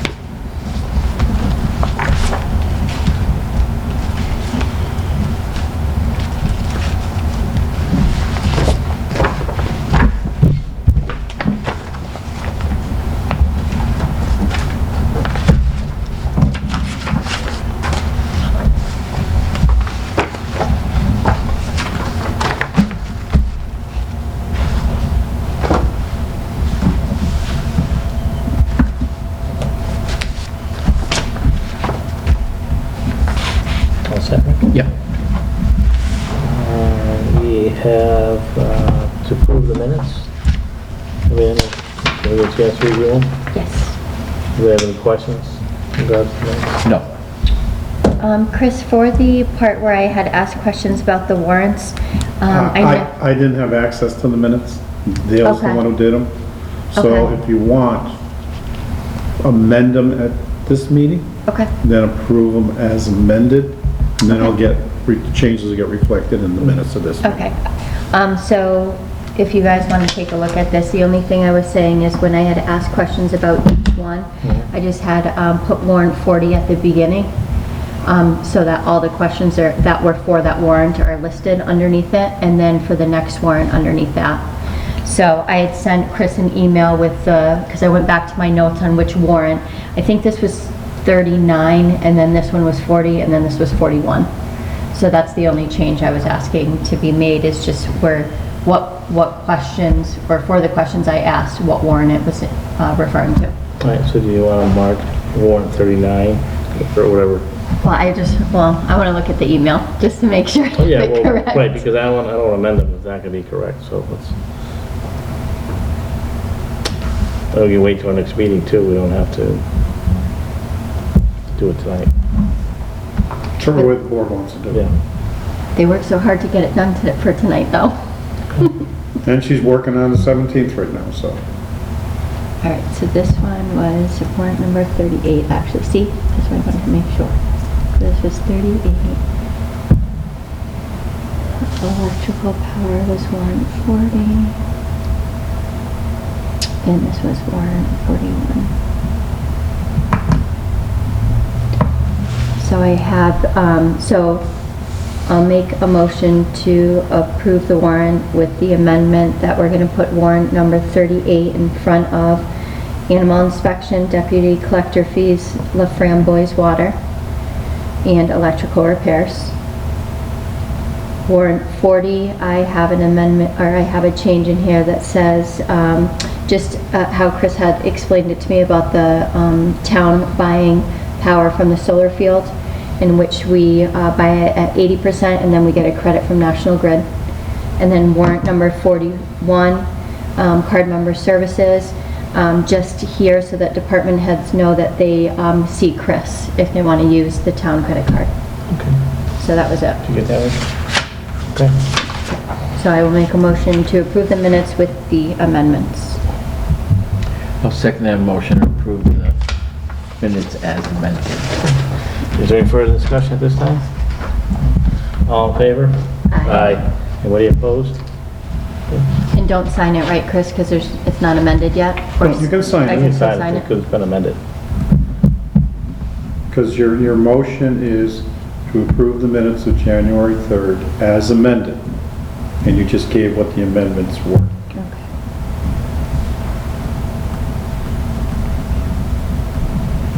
There we go.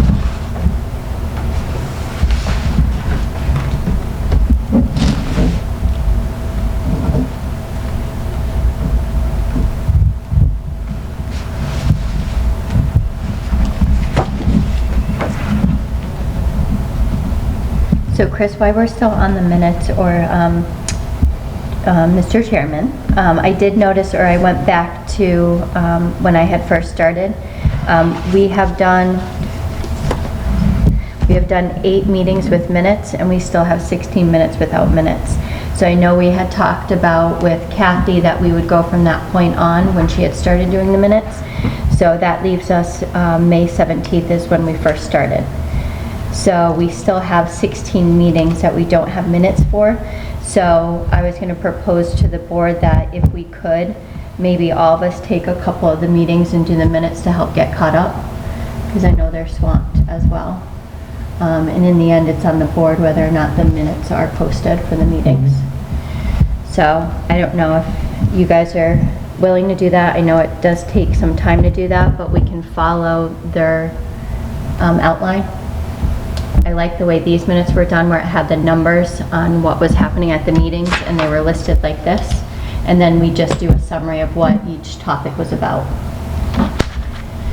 Patient enough to wait.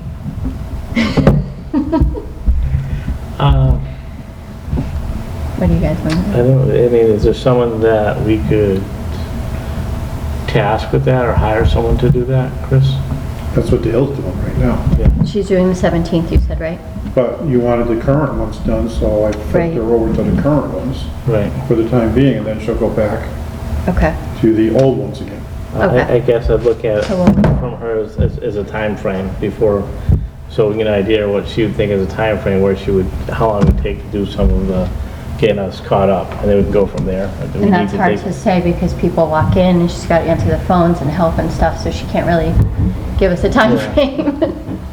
Yeah. But, Well, we can look at things, I mean, at our next meeting in a couple weeks, and maybe when Kathy returns too, we can be a little more, we can just task her with that, and that's all, you know, that person does till we get caught up and so forth. We can look at that. Yeah, no, it's just, like I said, it's just Yeah. once we're back full again, then we Yeah, can start. we can look at that. We can talk about our next meeting and kind of get an idea of how long it would take to get them done and get us caught up. So we'll go from there. If we got to take different measures at that point, then we will. Okay. That sounds good. Good point though, Crystal. Thank you. All right, we'll move right along. We have to approve a common vic license for Bruiser's Barbecue. All right, so this is for common victular license number 30 for Ray Rose Enterprises Incorporated, doing business as Bruiser's Barbecue, 125 College Street in South Hadley, Mass. In said 32 Kendall Street, Dufresne Park, Charter Days, Town of Granby, and that place only, and expires December 31st, 2023. So I'll make a motion to approve common victular license number 30 for Bruiser's Barbecue. Is there a second? I'll second that motion. Any further discussion? All in favor? Aye. Anybody opposed?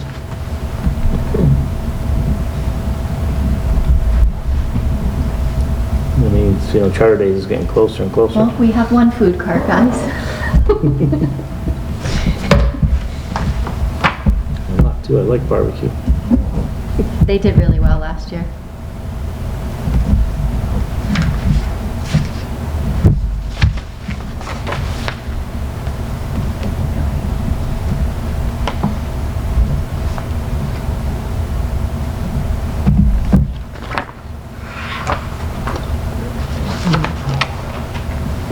We have the sewer permit for 418 East Street. All right, so this is permit number 23-191. Permission is hereby granted Heather Leclerc to construct or repair at 418 Miller Street, Granby, Mass. 01033, as shown on the application to install sewer or drain connection number 23-191, dated September 14th, 2022. And then, do you want me to read the certificate of compliance too? Yes, please. Right, this is to certify that the sewer drain connection installed by Josh Fugler at 418 Miller Street in Granby, sewer drain layer, has been constructed in accordance with the provisions of the Town of Granby sewer user rules and regulations as described in the application. And again, permit number 23-191. Is there a second? I'll second that one. Any further discussion? No. So this is something that, like you said, guys were saying before, is already hooked up. This is just the permit to build them. Yes. Okay. That's it. All in favor? Aye. Anybody opposed?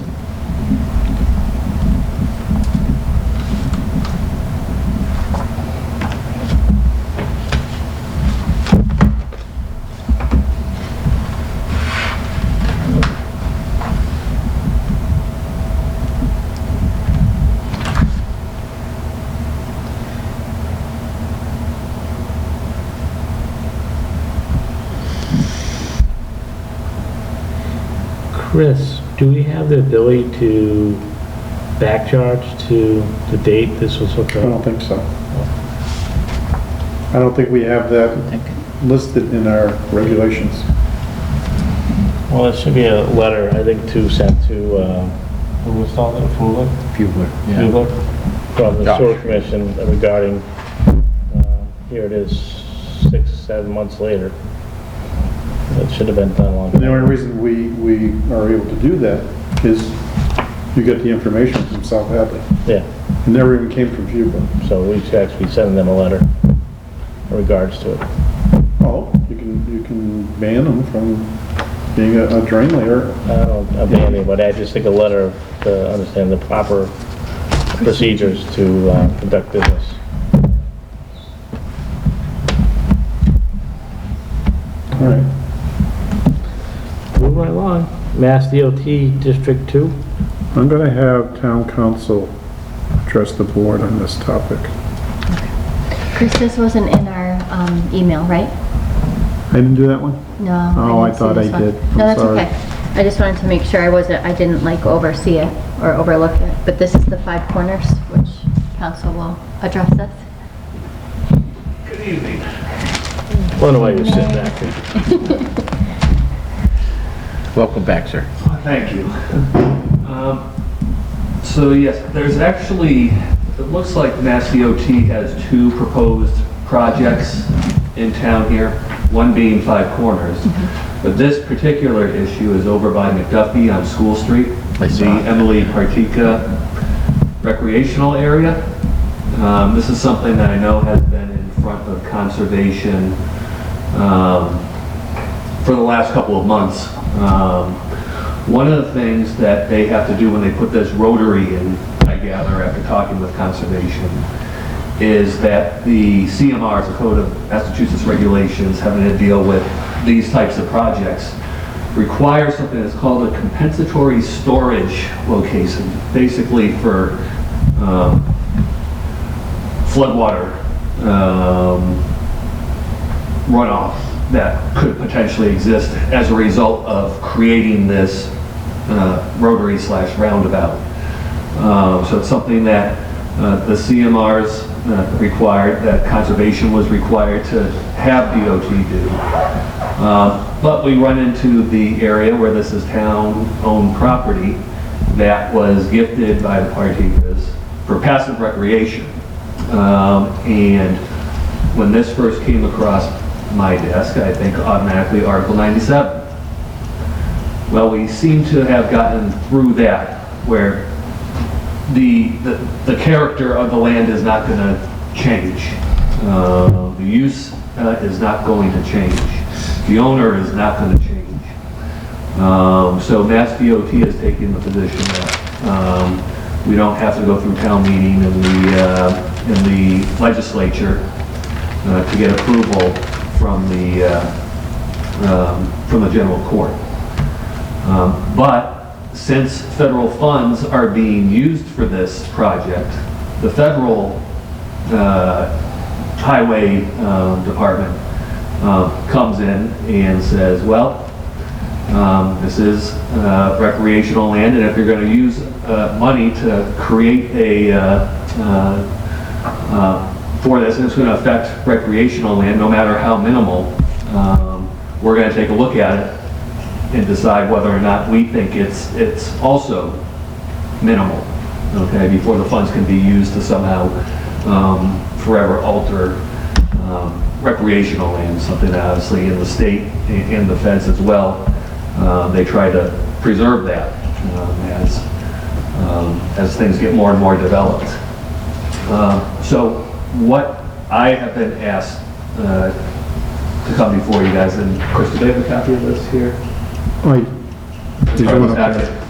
That one page there, that essentially lays out part of the package that Mass DOT is going to send to the feds, which is basically a 4F determination, basically telling the federal government that the state authorities, DOT, and local authorities, in this case, I believe it would be the select board, since the select board is generally in control of all town-owned property, except for schools, I suppose. And this basically really does spell out what we're being asked to tell the federal government here is that the first paragraph there has to deal with what this project is and what the recreational land that is going to be temporarily affected here as they build this. And I don't know if the select board has been following along with the Conservation Commission in terms of, there was probably a couple of months, if not almost a year worth of meetings between Mass DOT, orders of conditions, just as though that they were a private entity going through. And so that it would appear that, and one of the things was also grading was going to be, you'll have to forgive me, I forget if it was 4-to-1 or 2-to-1, but conservation thought that would be, especially for conservation land, would be too steep for some residents to thoroughly enjoy. So that got the grading went much more gradual. And it's something that, obviously conservation has taken a great interest here and has put in a lot of thought, as has Mass DOT and their engineers, to come together, which from all accounts, this rotary would probably be a welcome addition to that intersection there. I really hadn't used it too much myself, but in trying to visualize what was going on, I think I almost got nailed once or twice with trying to cross 202. So essentially, this form has to go to, as part of Mass DOT's application package to use the funds. Otherwise, they don't get the funds and this project does not go forward. So they are chomping on the bit to get this, to at least get the funds secured, and move forward with it. This particular form doesn't have to deal with 5 corners because, again, we're not going on to recreational land owned by the town. But that's where this essentially is. What there will be later on is, and I'm working with one of the attorneys from Mass DOT right now, is probably some sort of temporary license allowing them to go on the land, but also certain rights and responsibilities. We want to make sure that if a worker is injured there, that we're listed on their, on Mass DOT's, whether or not if they have an insurance policy for these type of projects or things of that nature. But just as though if we were to give a license, not an easement, an easement is a permanent, limited right to land. This will simply be temporary. Once they're done creating this compensatory storage location, they'll be gone, and it shouldn't have to be chopped up or anything like that. Chris asked me to be here so that there were any questions, or I can try and answer them as best as I can. I remember getting the link, Chris, from you for this section 4F. I just didn't see this cover page, that was all. But, yeah, I think the link it was something that the Federal Highway Department, kind of a tutorial for 4F. Right, what it's about. Designations. That helped me certainly get up to speed on it. Where's the Partika site? Is that on the north side of 202? As you go down School Street, it's On the right? right there on the right, So you take where the old boat ramp was. Yep. Right across from McDuffie. Crossing the field. Okay, over there, okay. That's what I thought. There's a big sign there. You did say- you That did says say Emily something, Partika yeah. Conservation Yeah. Area. Me driving by at 50, going through there. You might want to move that sign. That's why I threw that out there, I knew you were still here. So the temporary occupancies, like you were saying, is not an easement, it's a temporary easement, which gives them access to that part of the property to do the project, but they don't own it. Right, and I hate calling things easements because even though this is the federal, in Massachusetts, there's a big difference between a license and an easement. Yeah. A license is revocable at any time. The select board can issue those without town meeting approval.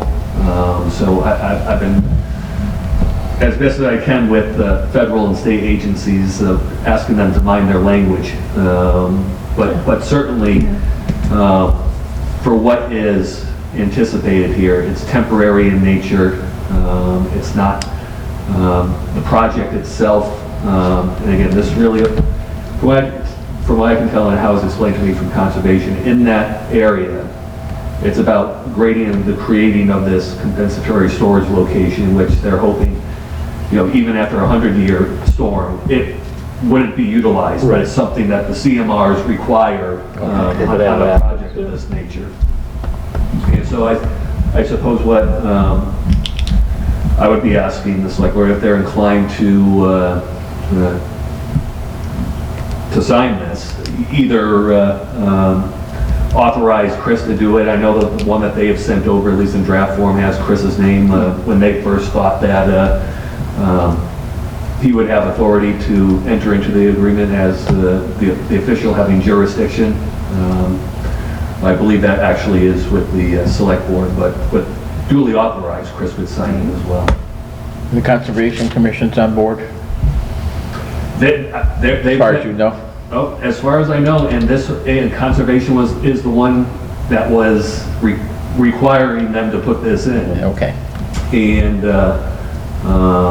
from my conversations with their representative, I believe it was Mr. Bombardier, it's something that they think the town would benefit from, and certainly if there would be any board, at least initially, that would be right front and center if they thought it wasn't a good idea. I would think they would be the first ones to have said so. But certainly, talking with him, he understands the need for that. I want to say that we were on the phone or had some representative from Mass DOT on there to, again, explain some of the grading issues. And so the Conservation Commission is well aware of this project and what is required in order for this to go forward. And again, has issued orders of condition. And Dick Bombardier is Board of Health, right? Okay. Yeah, but and so Okay. I keep on, because he moved from, You're talking Bill Shaheen. Yeah, Shaheen. that's what I Yeah. was thinking too. Okay. I got confused there for a minute. I'm like, wait a minute. that's what, I do that sometimes, especially, make sure. Jump in here, everyone's listening. All right. And what's on there, what's listed 1 through 5 is taken directly from the federal regulations stating what what everyone's in agreement with. One, that the duration will be temporary, less than the time needed for construction of the project. And this is only one phase of the project. It's not the whole rotary isn't going there. Scope of the work is minor, both in nature and magnitude. Other changes to the flora resources are minimal. No anticipated permanent adverse physical impacts. And again, a lot of this is what I believe has gone on before the Conservation Commission.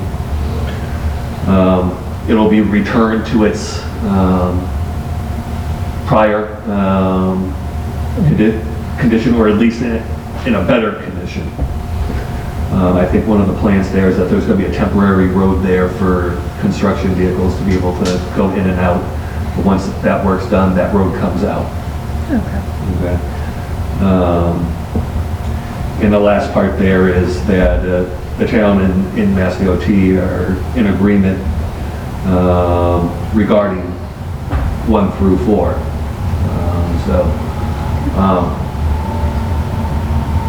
I suppose I know DOT is getting antsy with getting this packet in, because again, if the packet doesn't go in, federal money is lost, and at least that portion of 202 and School Street, that won't happen. Whether or not Five Corners is also subject to it as well, or they need the money for both portions of it. I don't know. I don't know what their So these are stipulations, so we meet the federal requirements. the federal is going to look into this as well, into the full packet. And if they decide that It's not enough. we've made a determination that this isn't minor, then they're still not going to approve the funds. Okay. Well, I'm okay. And I suppose it's up to you guys, if you want to try and get somebody from Conservation Commission in here, before you're comfortable with it, that's totally within your purview. But again, I don't know that if that were to happen, and I know how it is to try and get two boards together. Conservation's been You've already meeting, talked to 'em. sorry, Conservation's been meeting with the DOT. Yes. So this is basically the DOT's response so that the federal government will release the funds Correct. so they can start moving forward the project. Correct. I think the select board can have some Yeah. solace in the fact that there have been public hearings, orders of condition were issued for this, but also that Because of, the whole reason why they have to go into the conservation area is because of conservation CMRs. right, and the only reason it's coming in front of us is because it's going to the federal level. Exactly, and because it's town-owned land and the Right. select board is kind of the stewards Right. of that land, the quote-unquote official having jurisdiction. But it wouldn't be if the federal government was involved. Well, if the federal government wasn't involved, then yeah, we wouldn't be doing We any would of be doing this. this, so, right, so, It's simply a funding Yeah. mandate. right, okay. That because we're dealing with recreational land, the federal government wants to hear Yep, from the state and the local Okay. boards. So I'll make a motion for Chris, to give Chris Martin the authority to sign the Mass DOT District 2 intersection improvements on Route 202 at School Street and Five Corners. Well, we're doing it for the Emily Partika Conservation Area. Temporary occupancy, Mass DOT project number 606895. I will second that motion. all right, any further discussion?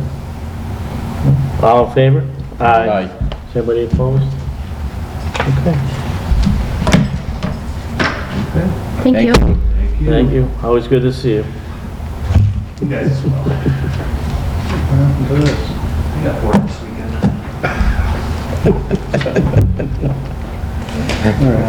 So I'll send it to you or send it to Hey, Chris did send something, but I had a map and I think somehow I lost it. It's not in my So phone. I had the 4F, No, I said 4X. he said this will come in handy for it, but I didn't see this. Sit there. So, I mean, that page? he explained it very well, so. Yeah. Right. I had 2 pages. I don't know. I don't remember what they were, obviously. Yeah, Something that the federal government's requiring, so Yeah. the state, to release funds to the state. All right. What about the highway sand pile? in your packet there, you should have had something, a police report. They Yeah. found someone at the highway sand pile, basically, I think shoveling sand into a sanding unit. And A commercial sander type of thing? That's my understanding, yes. Somebody with a pickup truck with a full-size sander in the back of it, shoveling sand into the sander. Does Dave have a policy for residents to go in there and fill up a bucket? Well, it's a bucket, not. well, you have the sand pile, it's open to anybody. Okay. When I talked with David, he's not gonna stop somebody from shoveling into the back of a sander, but if they bring in a skid steer or some other type of unit to take bucketfuls and dump it in, then they chase them away. Yeah. But I'm just curious, does this board wanna limit what people can take away from the pile during a storm? You know, I'm not trying to be the sand police. I don't think the police want to be the sand police, okay? But I think the concern is if someone is putting into a commercial grade sander in the back of a pickup, are they then going out and charging someone else to apply sand to their Of course driveways they are. and making money off of it? And they're getting it for free. A simple thing I would say is that we shouldn't allow anybody that's using it for commercial use. If it's residential coming in there and, someone's filling up the back of their, I wouldn't say filling up the back, but putting some sand in the back of the pickup truck, that's a little different than someone putting in a Yeah, sander. exactly. The sander's gonna be used to do most likely commercial work, going around sanding, different things. But again, you do have some people who have very long driveways, who it's probably easier for them to get a little sander unit, put it in their pickup truck, and sand their own quarter-mile driveway. Sander units aren't that cheap, so if someone's actually doing that, purchasing them, again, that's not commercial, that's residential. Well, So if someone is doing that, and I would say they reach out to Dave ahead of time, say, look, I do have a sander, I'm gonna fill it up to do my own driveway, well, that's something different. Use this notification that beforehand. It's the same person that's using, and again, we wanna make sure there's enough sand for everybody to use. well, too, that's so, the issue is, again, someone takes, you know, 2, 3 buckets for a year and someone else is taking the truckload, well, it's a little different, you know? We gotta be, you know, What was, there's no way to Dave's, really ever, sorry, there's no other way, there's no really way to measure the quantity that someone takes.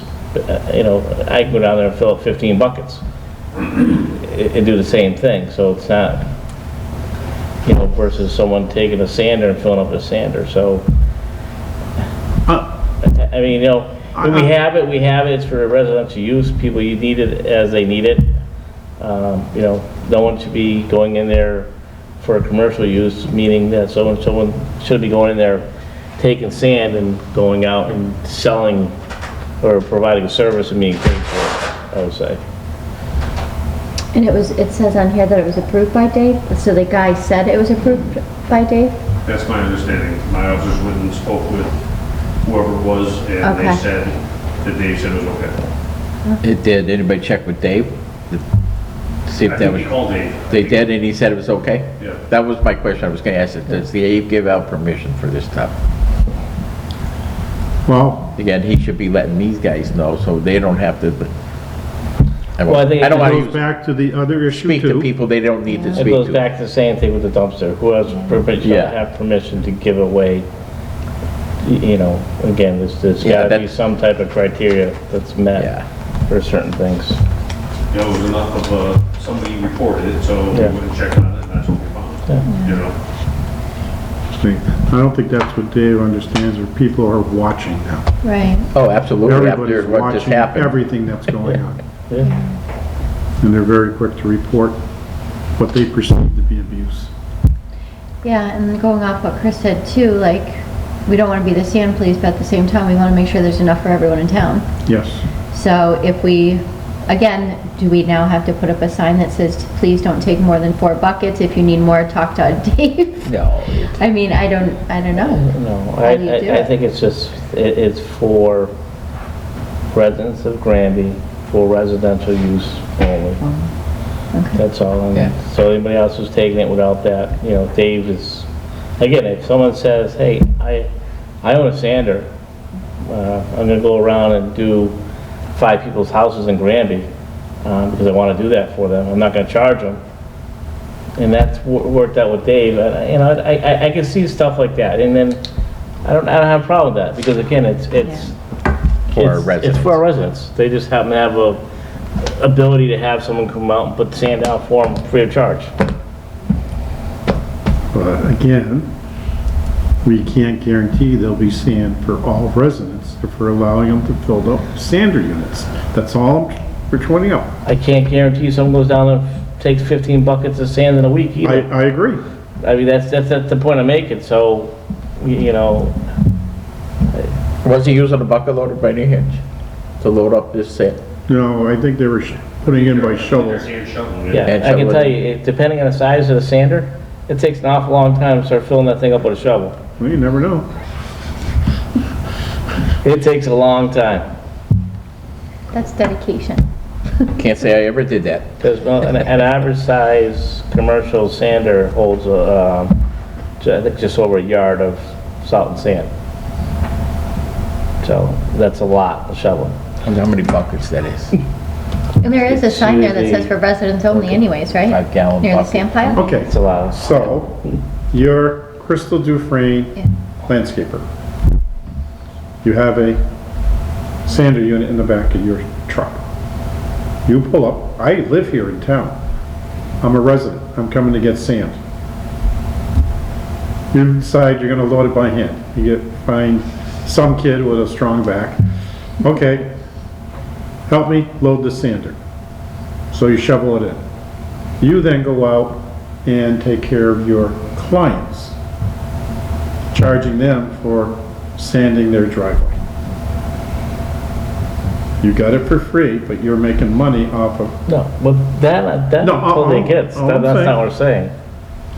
but nobody's monitoring How can you define that? the truck, Yeah. okay? David says, oh, you're a resident? Okay, go ahead, the pile's there for you to use.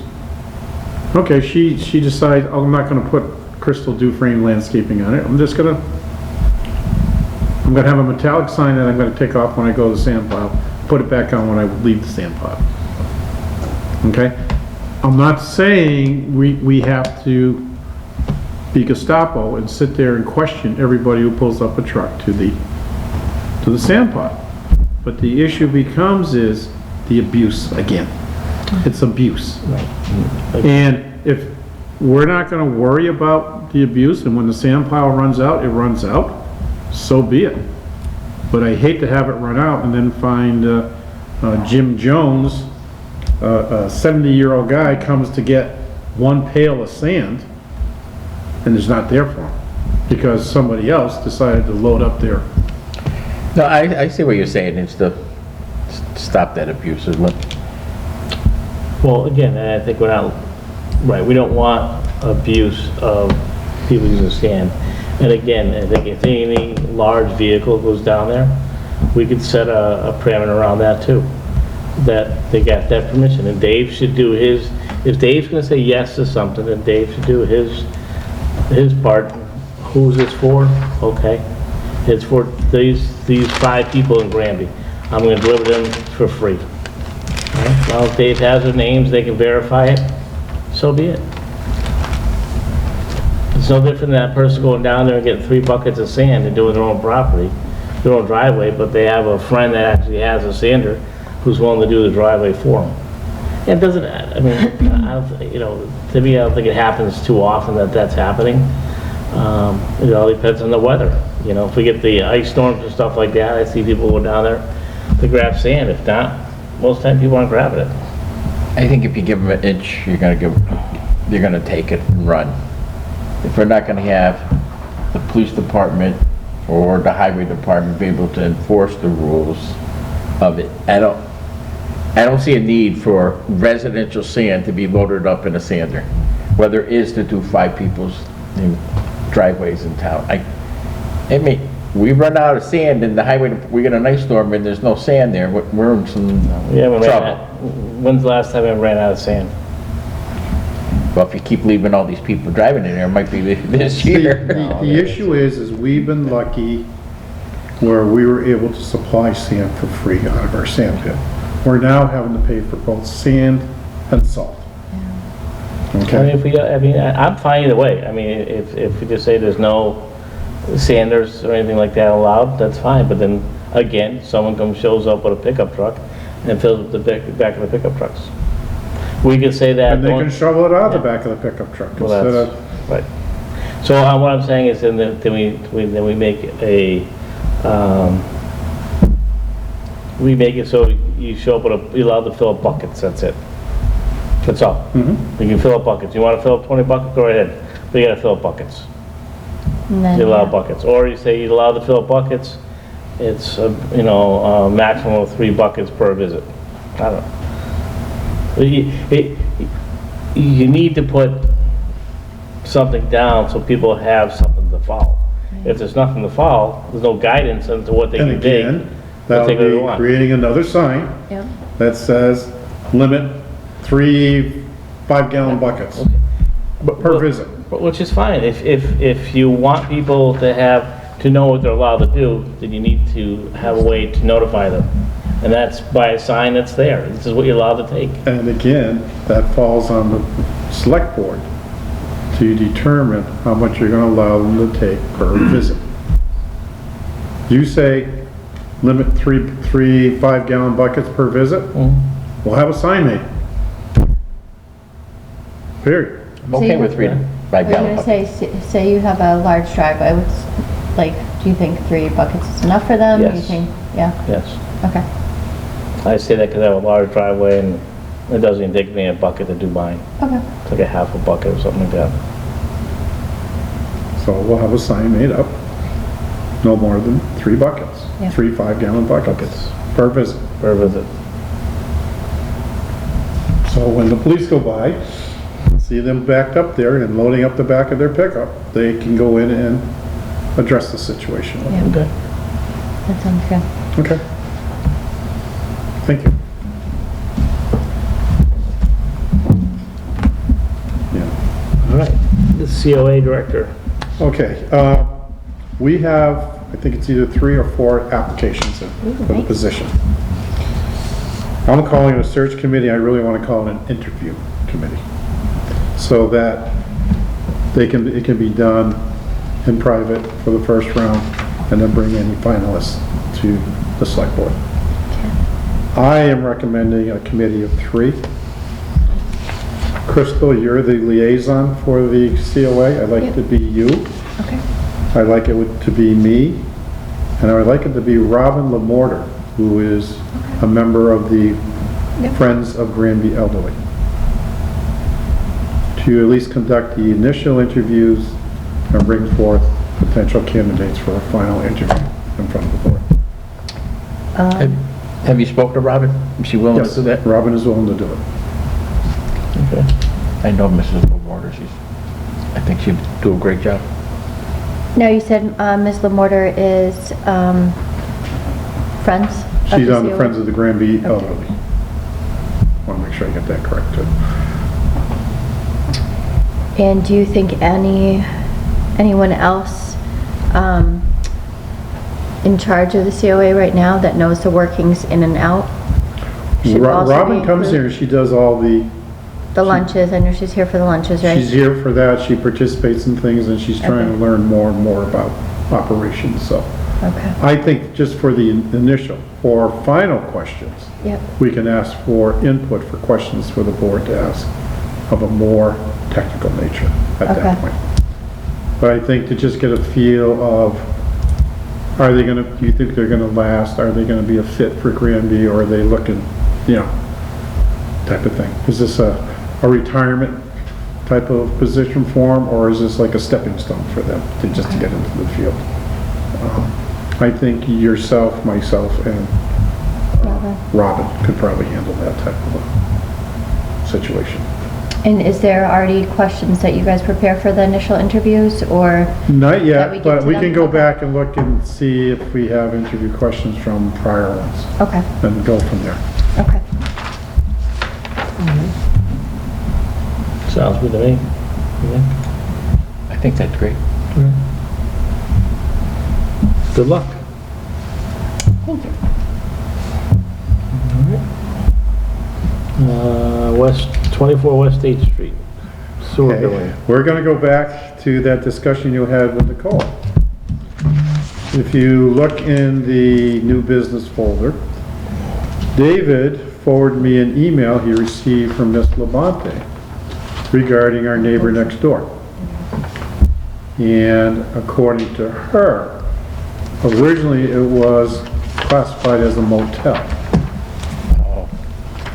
Now it is 1 and 2-bedroom apartments. So based upon that, she's claiming that instead of charging them 10.5 EDUs, we should now bump it up to 32 EDUs, 1 EDU per apartment. So I have a letter underneath there, a proposed letter. And the question, and because if you read her email, unless we notify her, she is increasing the semi-annual bill to 32 EDUs for that site from 10.5. Because that's what South Hadley's now gonna charge us. Yes. So, I'm trying to notify the property owner okay, that because we are now gonna be billed that, this is what their bill's going from to for a half a year. They get billed twice which a year? then goes back to all the other discrepancies. We should be doing the same thing for them for the half year. Yes, And if we don't do the same thing, then we're out of a lot of money for this one. yes. A lot of money. And then who? And again, I don't wanna give them sticker shock either. Yeah. Well, the difference here is that the, Went from motel to right, apartments. but, right, the town, they've already come up, they've already determined it. The other place. South Hadley has. Right. Okay, and the The other other place ones? hasn't been determined anything yet, nothing's been, we're asking that they come out and review it, to let us know if they, if Should be three. if it's accurate to what it's supposed to be. they obviously wouldn't have came out and saw this and changed what it was supposed to be.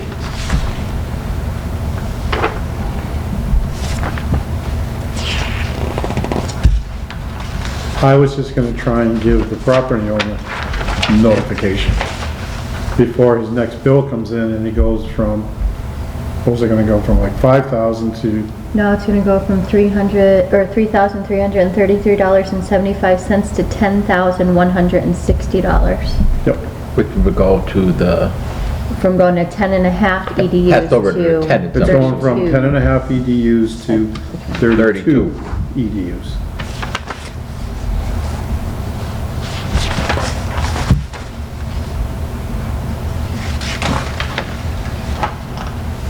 yeah, so if you generate a letter, then he could probably generate, or he or she, the corporation, to their clients that they got no 32 Well, units, yeah. did she come out and look at it though? I don't know, I don't. but I have a letter that's telling me, come April. She has 2024, I think it's April 2023. That's our next bill that's gonna come in. She's raising it, She says, I will make this adjustment for the next billing cycle of April 2024.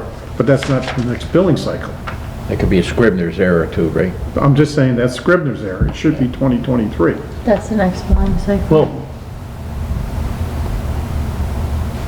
Because our first bill comes in usually in September. They bill September, April. well, I would ask Dave to follow up with her, or we can, I mean, because it says, on my understanding, this location is now 1 and 2 bedroom apartments, 32 units. Is that even accurate? She's just saying that's her understanding, but no one's checked on it. She's just based on But information she's automatically received. gonna bill us 32 units.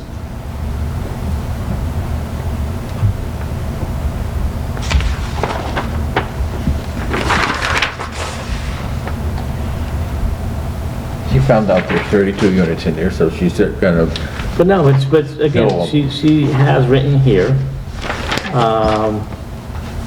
this should now be billed at 32 EDUs, 1 EDU per residential location, unless I hear otherwise. So let's find out if it's actually accurate. And we don't have that long Are to, the 32 units there? Are they all 1 and 2 bedrooms, or? Yeah, they would be. They would be 1 and 2 bedroom units. I think most of them are one bedroom, if I remember right. never been there. Well, it used to be basically like a motel type of But thing, I I would think- remember I would that, think I've that- been there. 'cause or we used to- transient. They called it transient housing. You were I there for remember less when it than was 30 smaller. days. Yeah. Less than 30 days.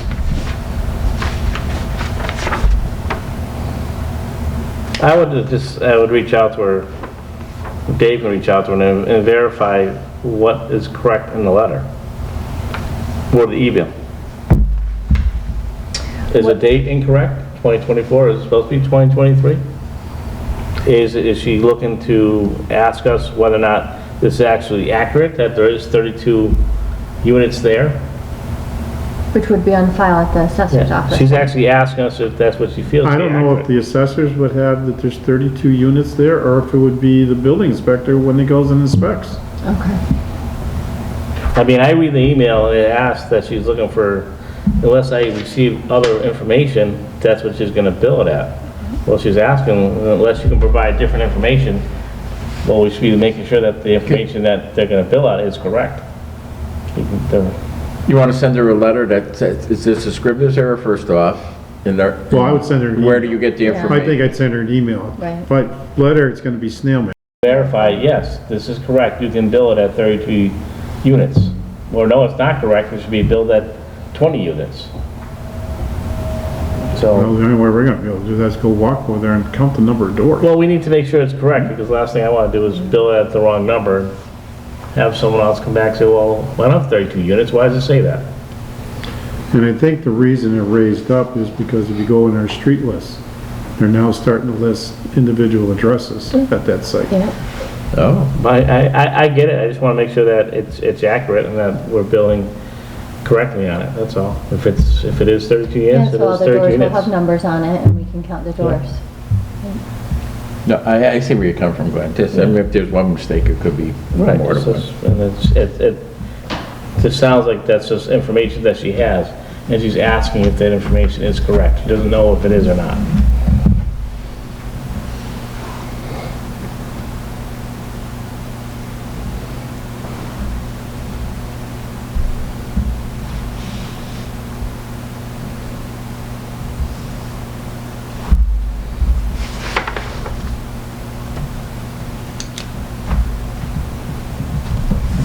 Is that settled?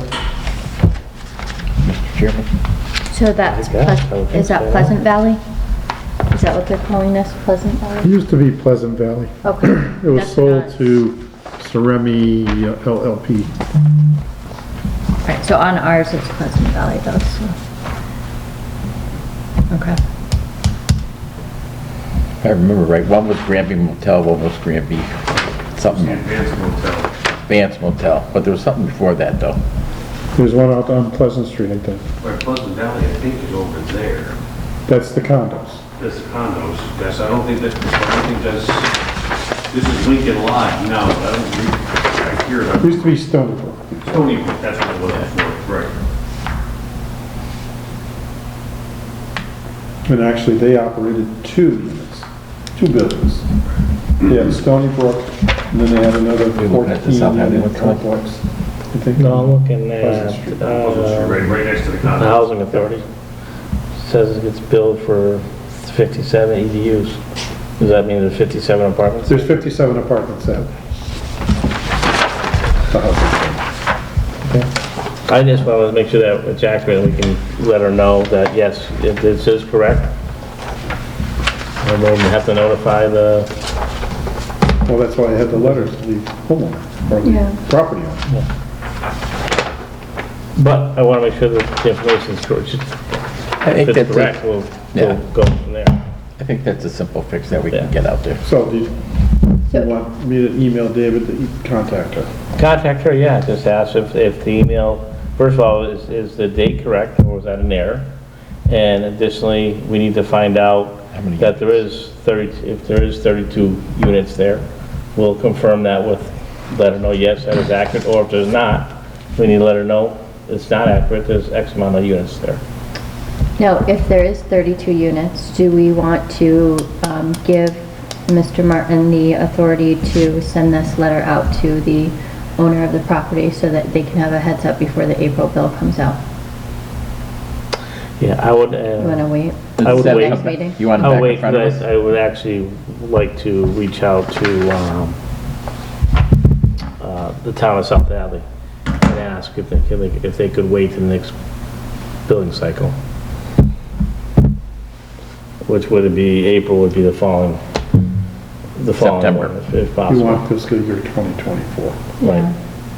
So it gives And then them maybe, some time. you know, and they may not know we have a, I don't know, maybe she's thinking the next billing cycle is 2024, so this could be accurate. So let's find out. They run on the same fiscal year as us, right?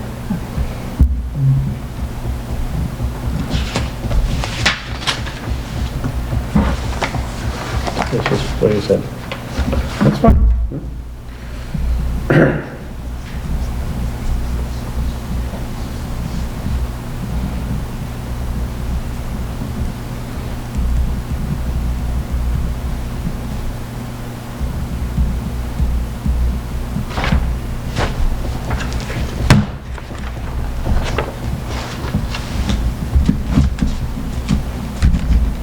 I mean, there's no way that, it's just find out what's accurate in an email, that's all.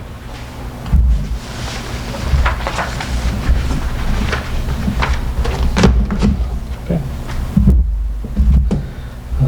Anything else, Chris? No. No. No old business, all right. Does anybody have anything else they want to bring up for our next meeting before we go into an executive session? I did, Chris, I did reach out to Catherine Rattay from the Green Communities, and she's going to be sending an email on, because the grant where the state has funded them to help us file our annual report expires on May 30th. So she said she will send a list of things that we need to get into her for her to file our annual report for 2023, or 2022, sorry.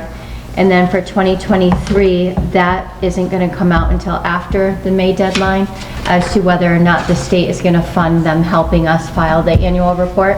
But she said that she will send us the questions that she needs from us for her to file the annual report. And I did reach out to Mr. Brown, and he sent me an email from... No, I already gave that to the committee. For the 65%? Okay, because I... But people think that's a little bit high. Okay, oh, the West Street Building Committee, okay, I was like... I already gave it to that committee. Okay, Because I had missed it, and then when he sent it to me, I went back and I found it. okay. So now, what are we waiting? Because I know we wanted to have a special town meeting and give the town the option of... The committee isn't done with their recommendation yet. Okay, They're still researching. They're still in the process of researching. okay, because I thought we tasked the committee with getting the square footage for each office. They have. Okay. And then we had, or Glenn has wanted you to reach out to Roy Brown with the updated cost for the options from the That's done. 2018 study. And that's done, it was given to them. Okay. So now the committee is going to decide based off the 2018 study and their walkthrough? Their walkthrough, and bringing in other people, because a lot of people are out there with the impression that that building is uninhabitable. So Okay. maybe we need to get someone to come in to say, the air quality is okay, there is no mold, or what we may have to do with mold remediation or other issues Yeah. before you bring it to town meeting. So you have he wanted a cost factor. And if there's a cost to have to remediate mold or get rid of some of the asbestos or whatever, those factors have to be figured out. Because Yeah. walking through there, there's not a lot of friable asbestos. Mostly the tile floor, right? But that's sealed under wax. Yeah. And you can remediate it by Covering it. sealing it with either vinyl flooring, carpeting, other tiles, whatever, as long as it's sealed up. And those are the factors that they're trying to figure out what to do. And not all the tile in there is asbestos. Asbestos. Okay. Because they had done some upgrading of some of the tiles because they're 12-inch tiles. They're not the 8 or 9-inch tiles. So, All right. And Jeremy wrote in his report too that it floods all the time there. it doesn't With the flood rain. all the time, I think it was... but every now and then we have water that comes in. He's saying it's groundwater coming in up through the floor. Okay. Because there's nothing that comes down the walls, there's nothing that you can attribute it to, but it must be coming up through the flooring itself. Okay. All right. Anything else? Yeah. All right, so we're going to move into executive session under Mass General Law, Chapter 30A, Section 21, Paragraph 3. This is so we can discuss strategy in respect to collective bargaining. This time, we'll only come out of executive session to end regular session. This time I'll call for roll call vote. Sexton, aye. Bowler, aye. Dufresne, aye. That is it.